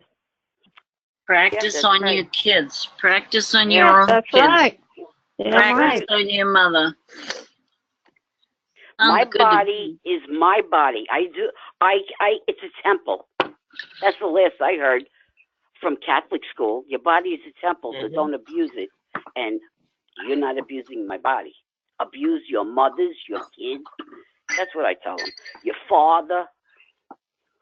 And that's the way I your feel. own family. Yep, I agree with you too, Susan. I really do. That's a good way to look at it. And let go of the fear and the anger, Barbara, and live a serene, peaceful life. and they will go away. But you got to shield up. I always said it. Shield up. Make it difficult, you know. Make it difficult. Shield up. Don't think of bad things. Think good things. Good thoughts. It's hard, but you'll get through it. And then you know it comes back. As soon as it creeps back in. And then get rid of it again. That's all I could give you, you know, advice. I mean, my back has all like needle marks in it. You're kidding. No, because they pinch me when I'm on the computer. I have a desktop, and they pinch my back. First, they rub my leg. I go, oh, I think it's the dog. I go, oh, the dog is sleeping. It's not the dog. Then they'll pat my arm. They want communication. He wants communication. Definitely. He ain't getting communication from it. Unless I have something in my hands, he'll get communication, all right. No communication at all. Because that's what they want. They want that brain-to-brain bullshit. Mm-hmm. Yeah, So what do you suggest, you know, quick things anyone can do if all they want is conversation and we're in the mood to ignore it? Look, first they want conversation, and then comes other things. Okay? They want full control of your body after the communication. I ain't going for anything like that. I thought I would have the ending of my life happy, and instead you've turned it into a fucking nightmare where that's all I want to do is cry. You're giving them what they want, Barb. I don't think you should. I don't think they deserve it. And there's more perps than you, Bob, that they're doing. When they're not doing you, they're doing someone else. All right? And when he's not home and he's out at nighttime for 6-7 hours, guess who starts in with me? His wife. Yep. That's all right. Fix her. So, you know, you really never fully not targeted. There's always going to be something going on. You handle it. That's it. You handle it.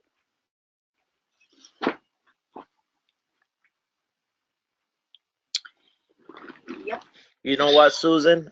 Based on what you said, I think you're starting to, well, I wouldn't say you're starting to, but I would say, you know, you're sort of, you know, looking at the perps in the same perspective that I do, you know? You know, I handle them. They don't handle me. That's the road to freedom. Mm-hmm. I agree with you 100% on that one. Mm-hmm. You can't lay down for him. That's what Joe Dixon used to say. He was another host years ago. You can't what? Lay down for him. That means you can't let him use your body. Yep. Okay? Period. You cannot do that. Is it true Joe Dixon ended up eating out of a garbage can and they flipped him? No, he's home with his wife and his kids are married. I heard he got flipped. His mother died, and that was the end of it. That was the end of it after his mother died. I guess they went. I don't know. He gave up the talk show. It was too much for him. It was way too much. No, he didn't flip. He communicates. He comes on the talk shows once in a while, like Ella's Call. Is he still targeted? Of course, probably, definitely. We think he just get out of it. I heard that easy. That they took him down to eating out of a garbage can, and he flipped, and then his targeting went away, and then he went away. That's what I heard. Joe Dixon mailed when we years ago. He used to mail his whole family a picture of his whole family and his mother in the middle. He has 5 brothers. Every one of his brothers were targeted. I don't know about the mother, because mother, I don't think she could speak. She was in a wheelchair, paralyzed, semi-paralyzed. all his brothers were targeted, and one of them killed himself. And that's why when he was a host, one of the brothers couldn't take it no longer and killed himself. So the whole family was targeted. All right. But Joe handles it the way it's supposed to be handled. He's fine. His wife left him a few times. I'll tell you that. Yeah. Yeah, and then she finally, came back, but his kids got married. Now he's holding his own. Joe ain't gonna give up.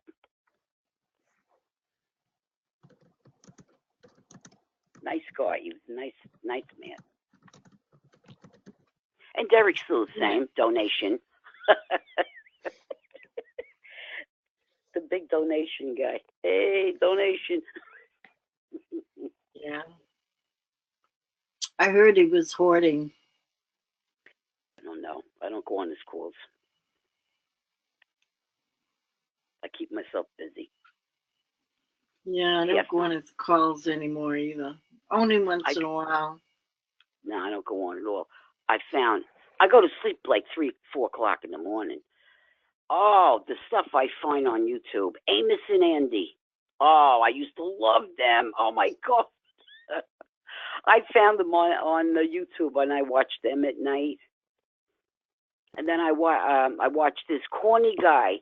He's like a wizard or a witch or whatever, warlock. I don't know what you call him. His name is Psychic Bob Hickman. I watched him because he said he was targeted. And I'll be a son of a gun. I've been like when I go on there, I watch him, and they beat the shit out of him.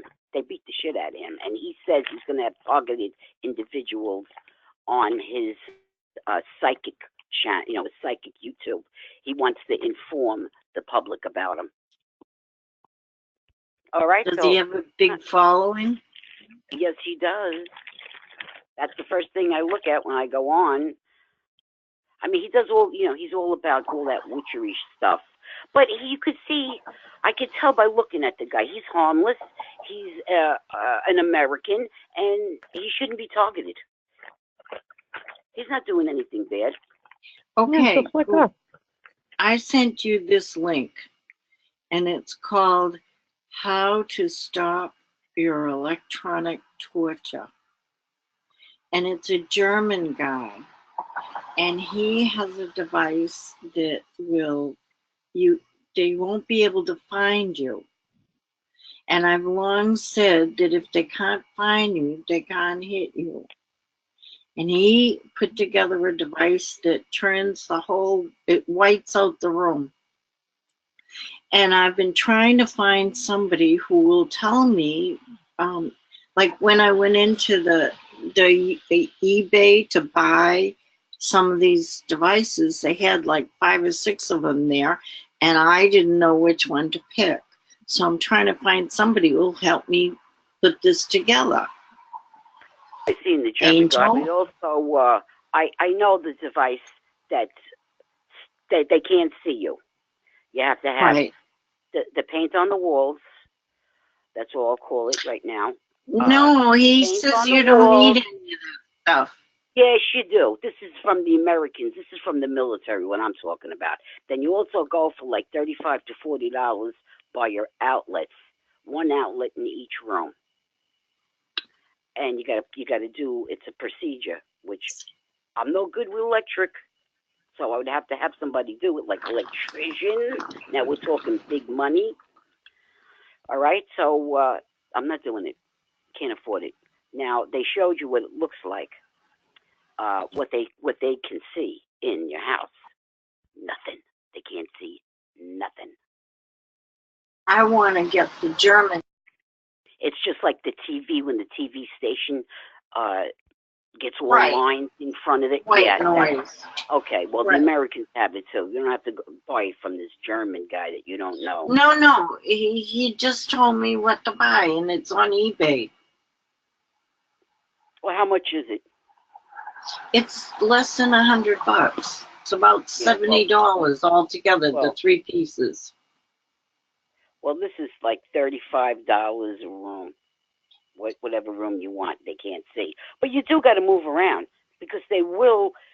Remember I talked about meters? I was supposed to give a big talk about meters, but nobody's going to know what I'm talking about, so I'm not going to do it.